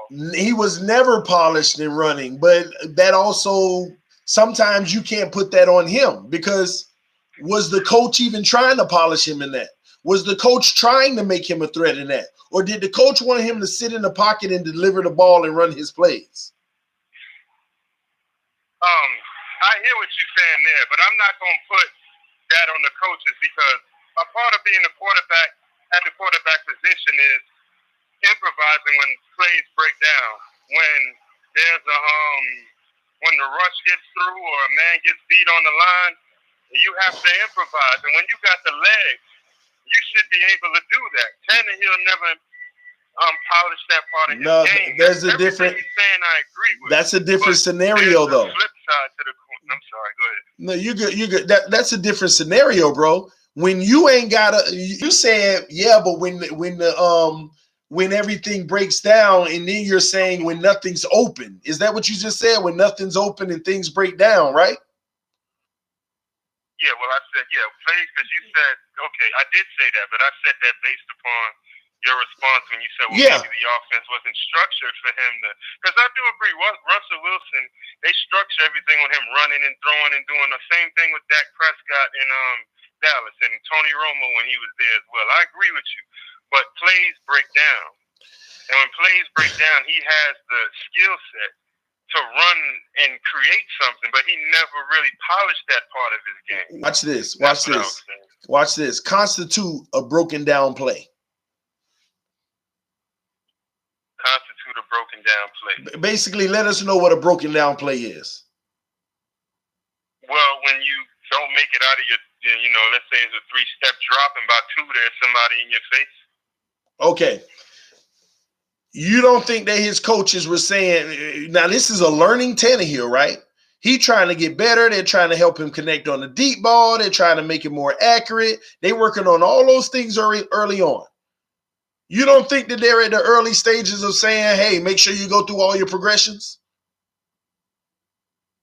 You know, make sure you go through all of your progressions, even if somebody's in your face. No. See, that's the difference, though. You're talking about somebody in his face. Tannehill is backing up the pass. I don't know if you can see me. Let's just call it what it is. Most of Tannehill's sacks look like this. He backing up the pass. You can see his eyes going 1 progression, 2 progression, and you can see it happening. And so when somebody's in his face, they already got a hand on this man. A lot of times when Tannehill got sacked, the person sacking him was still attached to the offensive lineman. It's like the offensive lineman will be blocking them, but they got Tannehill, but the offensive lineman right there. If an offensive lineman is in front of the defender, as a quarterback, you feel like it's his job to hold him off it long enough.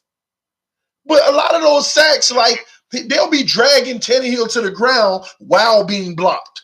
It ain't like all the offensive linemen was beating people and just bamming Tannehill. That wasn't happening. Them offensive linemen it was almost like they were okay, but they were struggling to where I still got my man. Oh, he got him. Like, it's almost a three guys going down. Most of his sacks, the pocket is collapsing in 3 different angles. Like, you see Tannehill sometimes look like he got skinnier. Like, oh my gosh. Oh, all of them got me. All of them got me. That's calling what, I mean, think about it. Just go back and remember a lot of his sacks. It was coming in through. It's like the defensive lines were doing it perfectly. They didn't send pressure from the right where he could have rolled out left because the left was still locked. They got the edge. They got it. They got him sealed in. And sometimes he would step up, but then the progression he want to go to might not be there. That's a waste. And I'm not taking anything from Tannehill. Tannehill had his fair share of errors. He had his fair share of things he could have definitely do better. But anytime people talk about the pocket with Tannehill, as much as I watch it, the pocket and study the situations, a lot of it was coaching. A lot of it was running backs that can't block. A lot of it was just bad O-line play. And then, like, they're infamous. I was on this Facebook page yesterday, and they showed a play, and they were like, this is why I always hated Tannehill, right? And they showed a play that showed Tannehill is staring down the guy he wants to throw to, right? Right. And Kenyon Drake comes out of the backfield on the right side, and he veers out, and he is wide open. And the people are making the comment of, this is why I hate Tannehill. If he would have hit Drake, if you look at the Patriots coverage, he would have been running for days. And they're right. If he would have hit Drake, they would have been running for days. But when you play, and this is everybody's perception, but when you replay the play, the man is looking at the guy he wants to go to. Everybody is covered very well, right? The Patriots are sending a blitz coming from Tannehill's right side.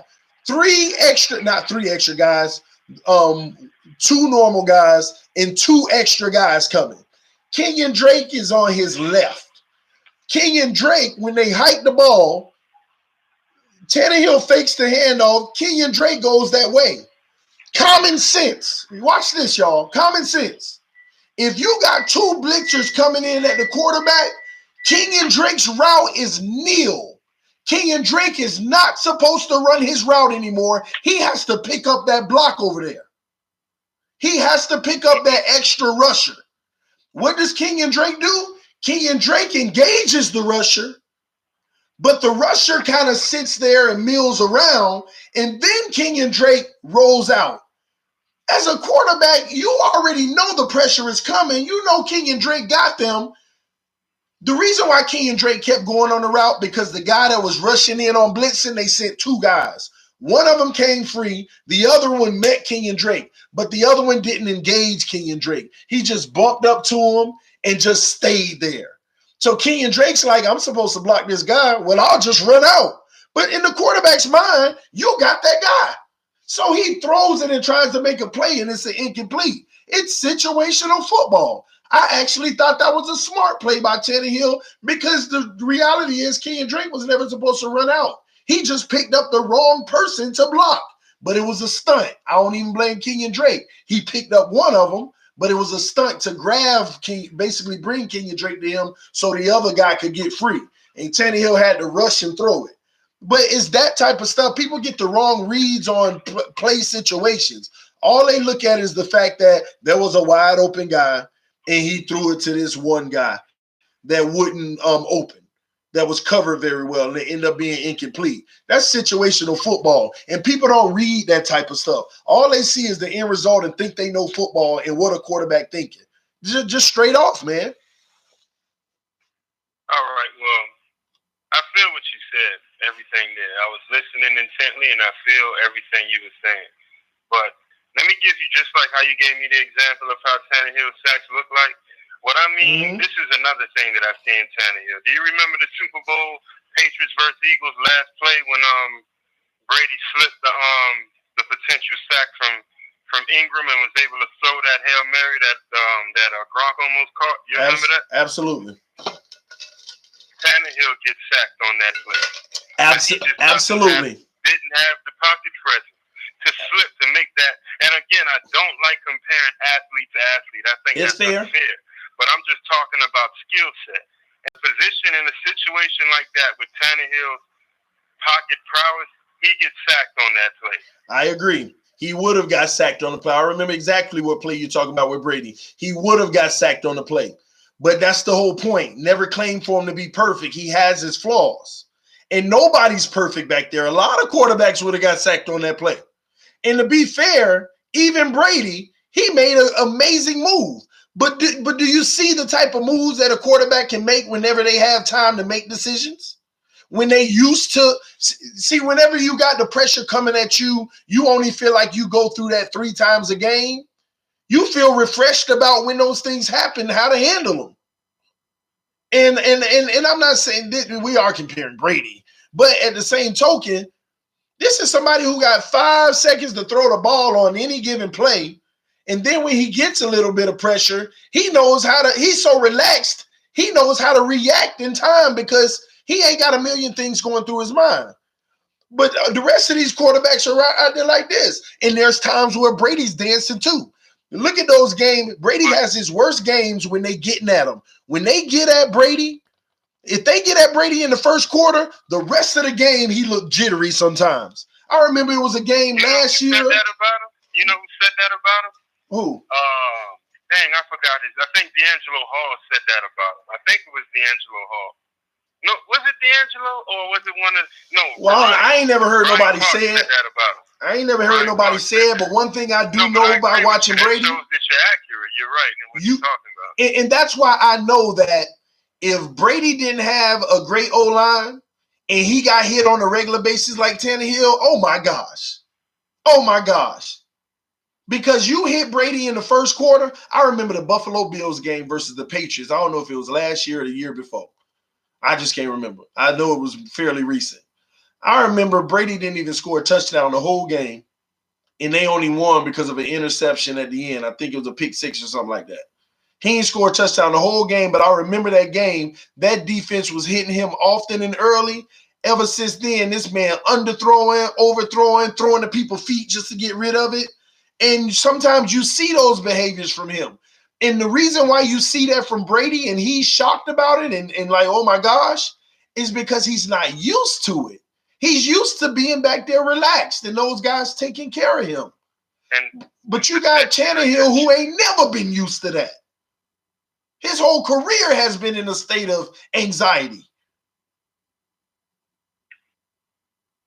You're right, man. But again, there's a flip side. In a sense, we both right. Now, I don't know. No, you're spot on. I'll give it to you in a sense we're both right. You're right. He's never had. I ain't gonna sit here and say we protected him and we gave him the time because we did. We did fail him in that area, but he failed us in the area where you got legs and you never use it. He seems to always be in panic mode. You used the word with Brady relaxed, and I think that that's the perfect way for me to describe Tannehill on the flip side. he was never poised and relaxed in those situations. He seemed to panic because I don't want to repeat myself or reiterate this, but I said earlier how it seemed like he would be so rattled whenever the pressure came in. He would let the ball go, or he'll throw it to the wrong man. That shows me that he didn't have that sense of relax and poise inside of him, to the point where he might have even be scared to run. I don't know if he's afraid to get hit or something like that, but when it came to his legs, he never really gave us that part of his game. And we know he got it. He got the legs. He just never really incorporated that into his quarterback play. But a state of relaxation doesn't come from the quarterback. You're saying that what he was never relaxed, and that was probably the problem. A state of relaxation doesn't come from the quarterback. A state of relaxation comes from your quarterback's confidence in his O-line. Okay, but who would you blame for the mental mistakes? The throwing the ball to right to you remember the two games that I'll reference is against Cincinnati and against Jacksonville. When you make mental mistakes like that, I can't blame other people. You're responsible for the mental mistakes that you make. If you're going to get sacked, take the sack. Why would you try to throw the ball last minute on your way down and cause an interception? That's nobody's fault but your own. I totally agree with that. And I know it's going to continue to sound like I'm making excuses for the guy, but at the end of the day, when you're losing, does most quarterbacks not try to make something happen like that? If he about to get sacked and you're losing and it's an important part of the game and you trying to win, do they all not try to take chances like that? The thing is, most of them, a lot of them not in that situation. I'm sorry, go ahead. No, a lot of them not in that situation though. I mean, you're down, you're losing, you're constantly losing. You done punted 5 times in a row, and you're like, some of them take chances. That's boneheaded. That's stupid. And that's what I don't want from Fitzpatrick. That's what I don't want from Fitzpatrick, but it happens. And this is the part where for Tannehill, man, I'm telling you, his relaxation was his biggest issue, but I just don't blame him for that. I mean, your quarterback has to have a level of confidence in your O-line. I mean, we're not going to sit here and act like Brady would never relax, but we're not going to sit here and also say that he's not a poised quarterback. But he has the luxury to be poised. He has the luxury to be relaxed and calm. He has a luxury to make as many accurate throws as possible because he don't have to worry about it. Because if a quarterback at the line and they hike the ball and now they got to worry about 5 things, Brady got the luxury to only have to worry about 2. Getting it where it need to be and putting it with the right velocity. He ain't got to worry about what's coming and this and that. And then the beautiful thing is, he at least got a minimum of 3 seconds before he start to have to worry about the other factors.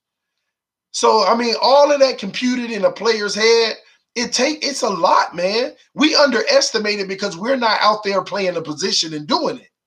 But when you look at what it takes, and I'm trying to show you a picture here, the comparison. Brady down, saying, Hut, all he got to worry about is putting the ball where it needs to be for the first 3 seconds.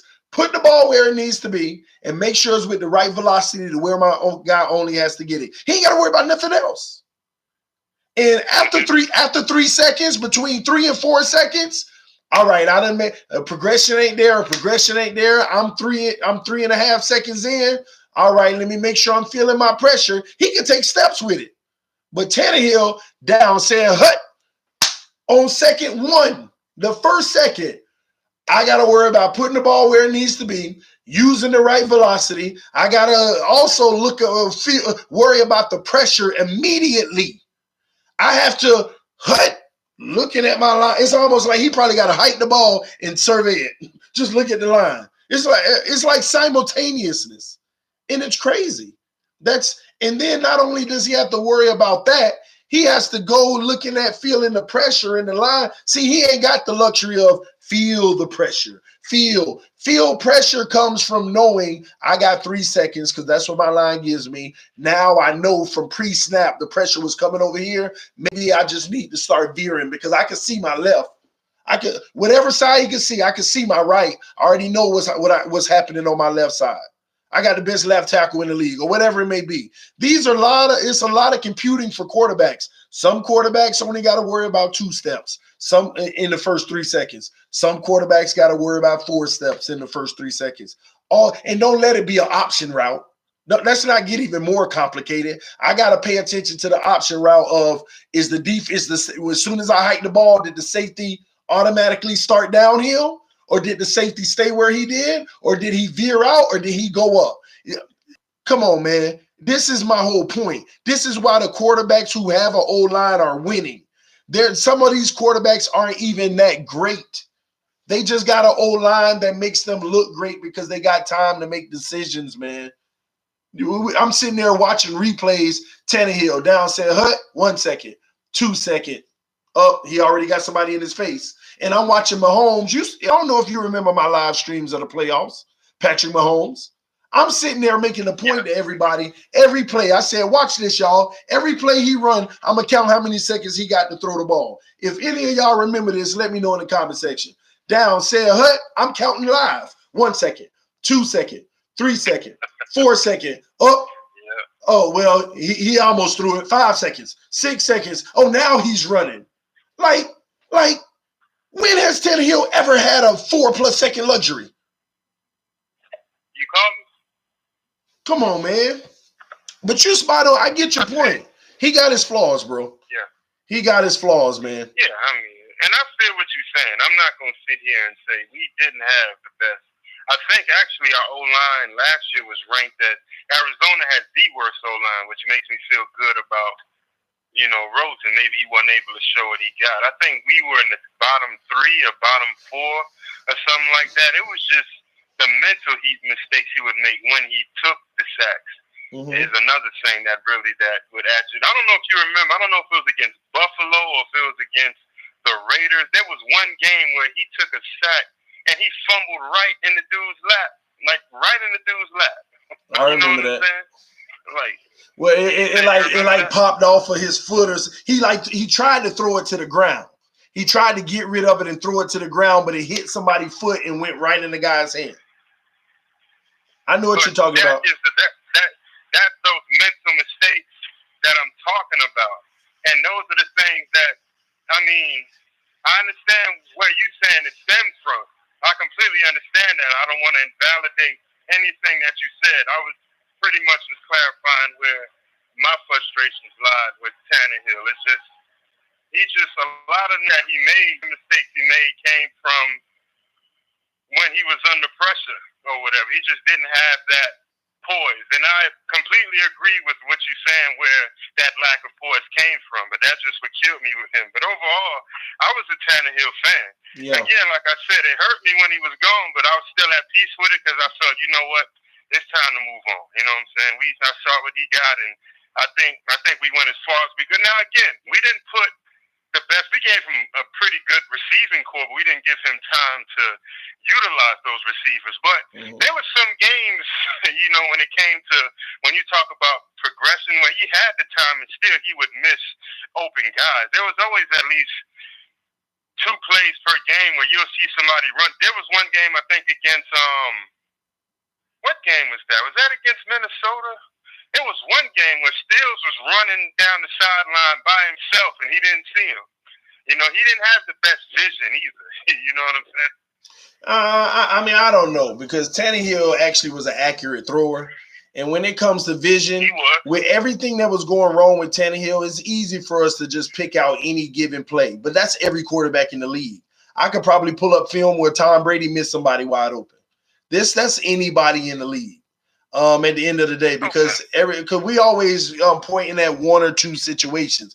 But last thing I want to say on this matter is, if you know that your quarterback's biggest issue is getting frazzled with pressure, then it's the organization's job to eliminate the pressure, and they never did it.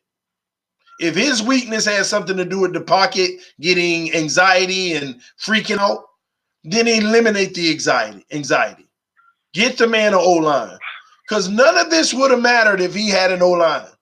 None of this would have mattered. None of us would even be talking about this if he had O-line. Tannehill might still be number 17 in Miami if he had an O-line.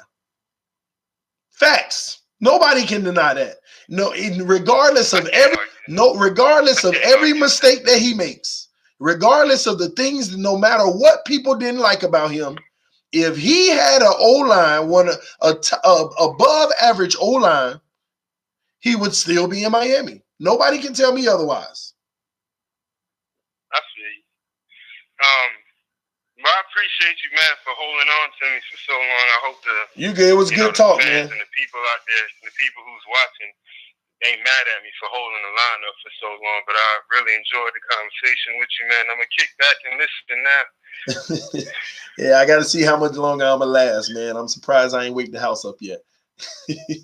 Hey, if you on live tomorrow, I'll call and I'll get right back at you tomorrow, man. But I'm gonna kick back and listen to you, though, man. Yeah, I'm gonna try my best to get on tomorrow as much as possible. I mean, they canceled the practice. I don't even know what time they're gonna supplement it for. If they're gonna do it in the morning or they're gonna do it at 1 o'clock like the game should have been. We'll see. But I'm gonna try my best to bring this info to y'all. What's going on? But now I'm sounding like I'm in the stream. I'm gonna take a few more, but hey, man, good talk, man. I appreciate you, bro, and thanks for donating to the channel too, bro. Yeah, no problem. All right, man. Big ups. No problem, man. I'm gonna keep supporting, man. Guys like you, man, it's very important because I actually relocated to Atlanta. I was born and raised in Miami, so we not the Patriots or the Steelers. We have an intimate fan base. So guys like you give us that round the clock coverage on what our team got going on. From somebody like me who's no longer in Miami and Atlanta, I appreciate that, man. Hey, that's what I'm here for, man. I'm happy to do it for you, bro. And we going on 1 a.m. and we going live. We live, baby, and we still got 60 people in the room at 1 a.m. We doing it. Right. We ain't the Cowboys. You know how it's them. You could turn on the TV and somebody's talking about the Cowboys. Which is ridiculous. Like they only talk about us unless we winning. So people like you who, whether we up or down, keep that information coming. The fans like myself, it's a blessing pretty much. Absolutely, man. I keep doing it. You already know what time it is. But it's TD Phins Talk. Appreciate your love, bro. All right, my brother. You take care, man. I'm acting like I'm in the stream. I'm tripping. All right, man. All right, man. Yeah. But yeah, man, what a great call, man. We done had several great calls and great topics tonight, guys. I see y'all still up. Finsanity 5 say we still up. Hey, Finsanity, your dad went to sleep yet? He's still in here. He out of here, man. Is he in here or is he out of here? I want to call in. Hey, dial the number, man. Dial the number. I'm up right now, man. I'm up. I know I'm a crash. I ain't going to be no good in the morning. Man. And me and my wife got doctor's appointments. We got to go get an MRI done. All that crap from the accident, man. Call DY2. What is it? DY, you supposed to know the number, man. Come on. Oh, where is it? Miami sitting on gold. Fins up. Yes, sir. They better know it. We went to sleep. Oh, man. What's up, Devin? I see you. Late night. See all y'all late night creepers, man. Y'all supposed to be in bed. Hey, what's up? Who is this? What's up? Welcome to TD Phins Talk. Who we got on the line? DY2? Yeah, this is DY2. Talk to us, man. What's going on? Man, I just wanted to call in while I'm here at work. Let you know that I watch all your streams and stuff. Like all the content you put out, and I just wanted to educate some people that don't know like the background on Tannehill and like Minka Fitzpatrick, because we've been talking a lot about him recently. You and the fans, you and the chat. But a lot of people don't know that Ryan Tannehill was a quarterback in high school. Yeah, he came to college. Yeah, he came to college, and in order to get on the field, he had to switch positions. So he went to wide receiver just so he could get playing time until he could get back to quarterback. So he knew the position and he was familiar with it. But I know a lot of the Dolphins fans, a lot of the fans in the league don't know that, so they just write him off as a wide receiver turned quarterback. They make it seem like he was a wide receiver in college and and never played quarterback, and then he was converted to quarterback just his senior year. He played all high school QB. Yeah, he played QB in high school. But I see what you're making the point about him not having no offensive line. And man, I've been saying that since since we drafted him, we didn't have one. I mean, honestly, we haven't had a good O-line in over 10 years, in over a decade. And it gives me, I mean, I'm so excited that we got Flores in here, and he seems like he's doing the right thing, because the first thing he started to address was defense and O-line. Dieter's, I think he's a great pickup. I live up here by Chicago, right south of Chicago, and I try to catch all the Dolphins games that come around here, but everybody that knows me at work knows I'm a huge Dolphins fan. You know, I support and scream, you know, watch the games here at work.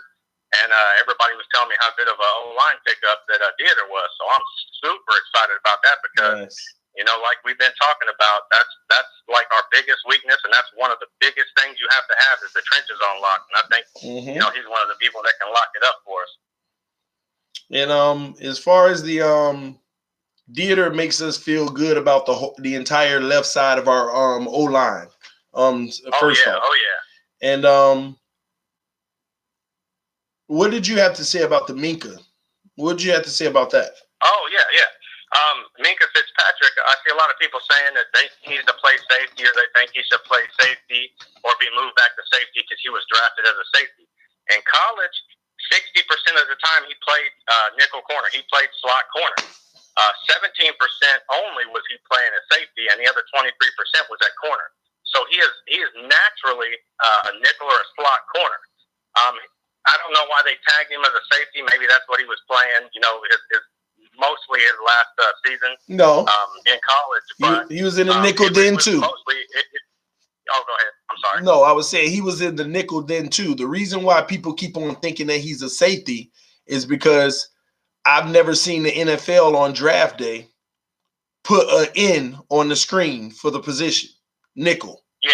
So they put a big old S up there, which confused me. But I said, I guess it makes sense because you know they're gonna put safety for nickels, right?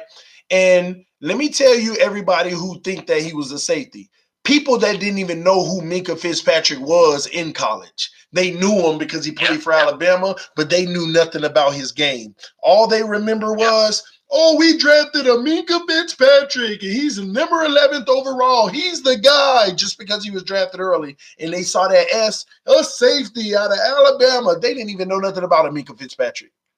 That's the people who stick with that. When I seen them, it said Minka Fitzpatrick, they drafted him as a safety. I was like, a safety? He doesn't play safety. And then everybody was like, oh, who's he going to replace? We got two safeties already. And I'm thinking, he's coming in the slot. They just clueless. He's going right to the slot. They're just being a typical fan.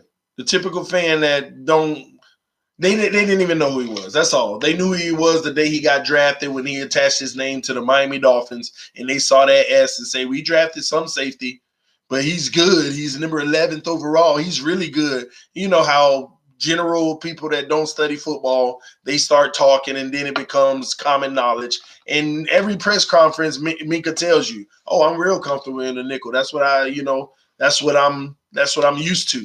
That's my comfort level. It's comfort zone." Yeah. I'm with you. I was right there. I can understand that a lot of the casual fans, you know, they've seen safety and they didn't get it.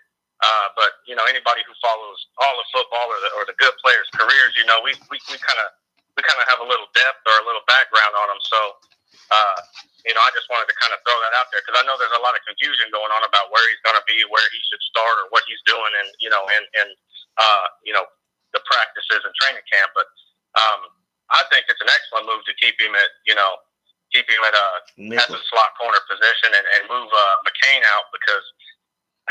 I mean, with them trying to run 7 and 8 defensive backs out there in the backfield, I mean, I think that's going to shut a lot of the crap down that we were getting beat on last year. A lot of the running quarterbacks buying time. I mean, even if the quarterbacks have time and your O-line's not getting pressure, I think that all those defensive backs out there roaming around is going to make it real sketchy for the quarterback to want to throw the ball.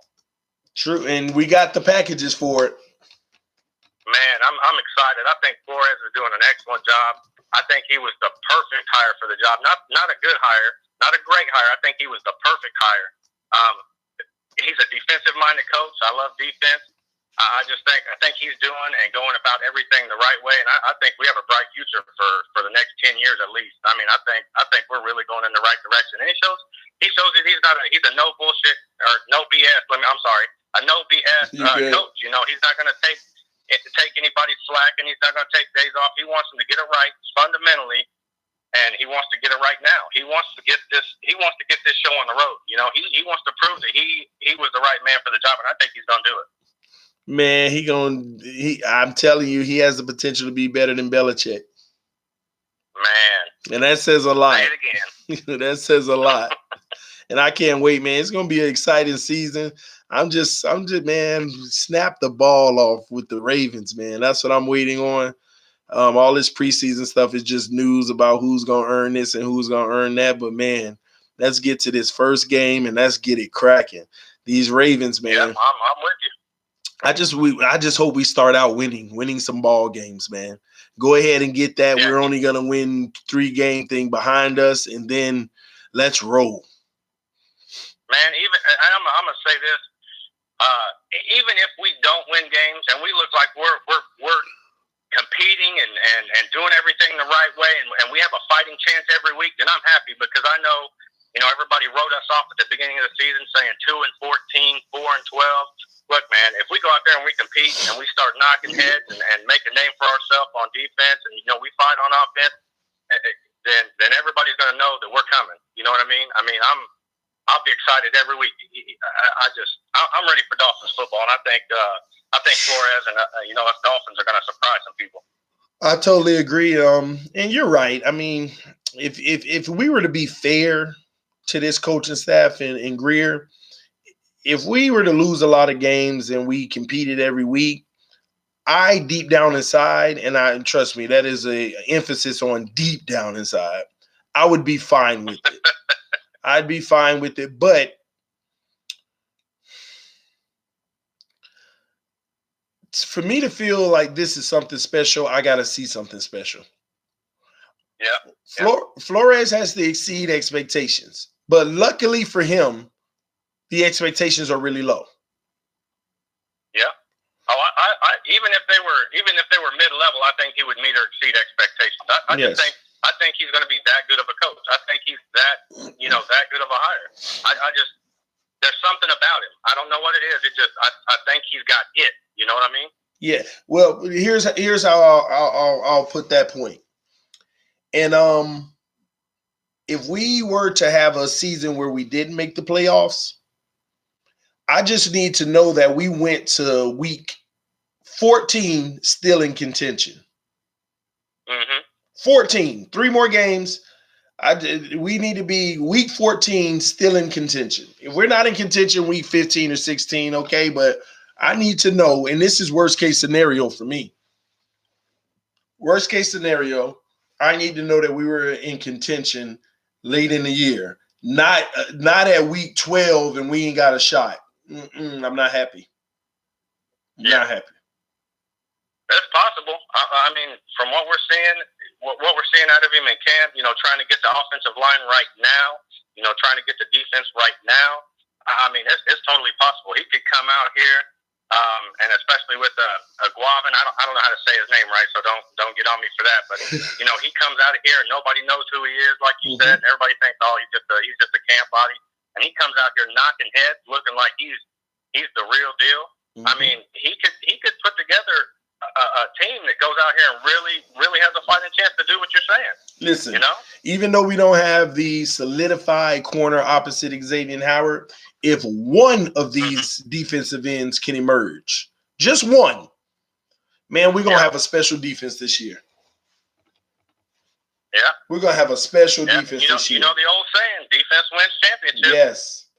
They said Tank Carradine possibly, but again, I haven't seen enough from any defensive end to say that they will be the one that will emerge. That's my concern. I'm still waiting on Greer. Let's see what final moves he'll make week 2 or week 3 of preseason. I'm kicking the camera. We'll see. I mean, it'll all add up. But where are you from? I'm in Danville, Illinois. It's about 2 hours south of Chicago. About an hour and a half away from Indianapolis, so I'm kind of like I'm right in the middle of nothing. Have you ever been in Miami or? Yeah, in 2017 I went to Miami. and I watched the Dolphins Jets game. I had front row tickets behind the Dolphins bench. It was a game. Jay Cutler got hurt. Matt Moore came out. We rallied and beat the Jets, and that place was crazy. Nice. So, how did you become a Dolphins fan? My dad was a Dolphins fan. So growing up in the early '90s, because I was born in '85. In the early '90s, my dad made me sit down and watch, the Dolphins games, and I just love Dan Marino ever since. I think I still have my original Dan Marino jersey from when I was a toddler in my closet. Nice. But ever since then, man, I've been hooked, and that ain't going away. I got my kids as Dolphins fans. My girl, when I met her, she didn't like football. She's a Dolphins fan. She's rubbing it in people's faces when we win games. So you're doing it much better than me. Spread all the aqua and orange I can up here. You're doing it better than me, man. I got half-bred kids. My babies are Cowboys / Dolphins. I'm fighting with them every day about it. Their mom is a Cowboy fan. Oh man, this house is just, man, testing my marriage every day, man. But I just pray. Yeah. But that's what's up, man. So you going to any games in the near future? I'm going to that Dolphins and Colts game this year on November 10th. I went last year to the Dolphins Colts game, and we was winning. I was in the Colts section, front row. I was screaming and hollering. I think I was the only green shirt for like 4 seconds, but I was screaming and hollering and supporting. Xavier had those 2 picks, and I was going crazy. And then Gase with the bad play calls at the end of the game, not giving Tannehill the opportunity to throw the ball and win the games. On those run plays on third and long, just killed me. I'm sitting there in the stands screaming like, Gase, just let him throw the ball. Gase, let him throw the ball. And we lost that game. That's actually the first game that I've been to that we've lost. Every game that I've been to, we've won except for that game. So I'm hoping to go back to Indy this year, and I'm hoping we can get some redemption and I can be loud again. Yeah, that's crazy. I've been to all W's. The only games I've been to, W's, wins. But I went to that Bears game last year, and man, I lost my voice for 3 weeks. 3 weeks. Mine was gone for about a week and a half, man. I'm telling you, when I go, I want everybody to hear me. I want everybody to know that I'm out there supporting my team. I mean, I scream as loud as I can scream, as long as I can scream it. I scream loud too, but I'm at a point, man, I might have to think it twice because that was a miserable 3 weeks. But I can't wait for the first preseason game. I'm gonna try to attend and see if I can get the live stream working at the game from the stands. Hopefully, it ain't so many cell phones that you don't have service. You know how you go to events and sometimes the service is just non-existent. Yeah. Or it's just bad quality, or all you hear is rubbish noise and you can't hear a commentary. So y'all gonna have to test it out for me, man. That first preseason game, I'm hoping to go down to it. I'm pretty much scheduled to, as long as nothing crazy happens. But y'all gonna have to test it out for me. When I stream live from the game and I'm telling y'all what's happening in the game and I'm shouting, y'all gotta let me know the quality and if it's something I need to do at every home game, or if I just need to sit my behind at home and give y'all that goodness. Because I'm actually not a gamer. I'm not one that I'm actually not an individual that prefer to go to the game. I prefer watching the game at home, actually.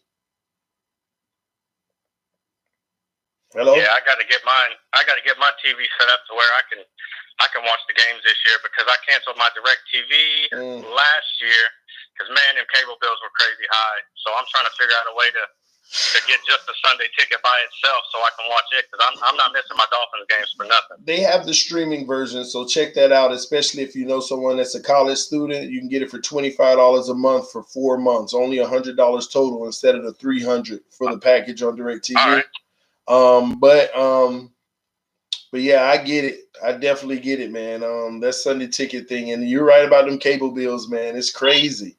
I tell my wife every time, I mean, do we need the cable? I mean, we just do the internet and the phone, because this cable is like we don't even watch TV is the crazy thing. Barely even watch it, man. But I get it. Anything else you want to say?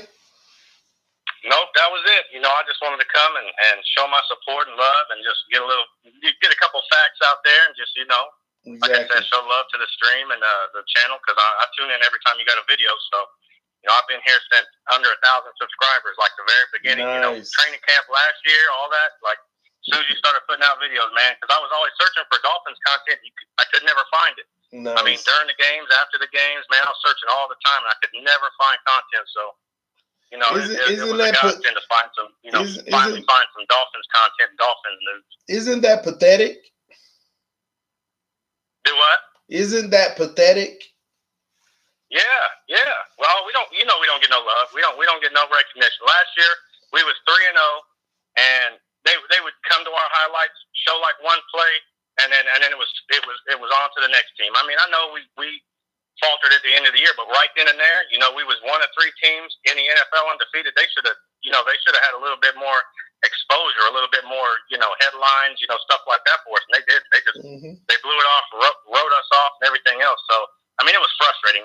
But just for that time being, when we was 3-0, then when we beat the Bears and all that, I mean, it wasn't how we beat the Bears or the Dolphins beat the Bears. It was the Bears lost to the Dolphins, or the Bears slipped up and lost to the Dolphins. It was crazy. Like we don't get national attention. We don't get any kind of praise even when we are on a hot streak or doing good. And I think it's time we change that.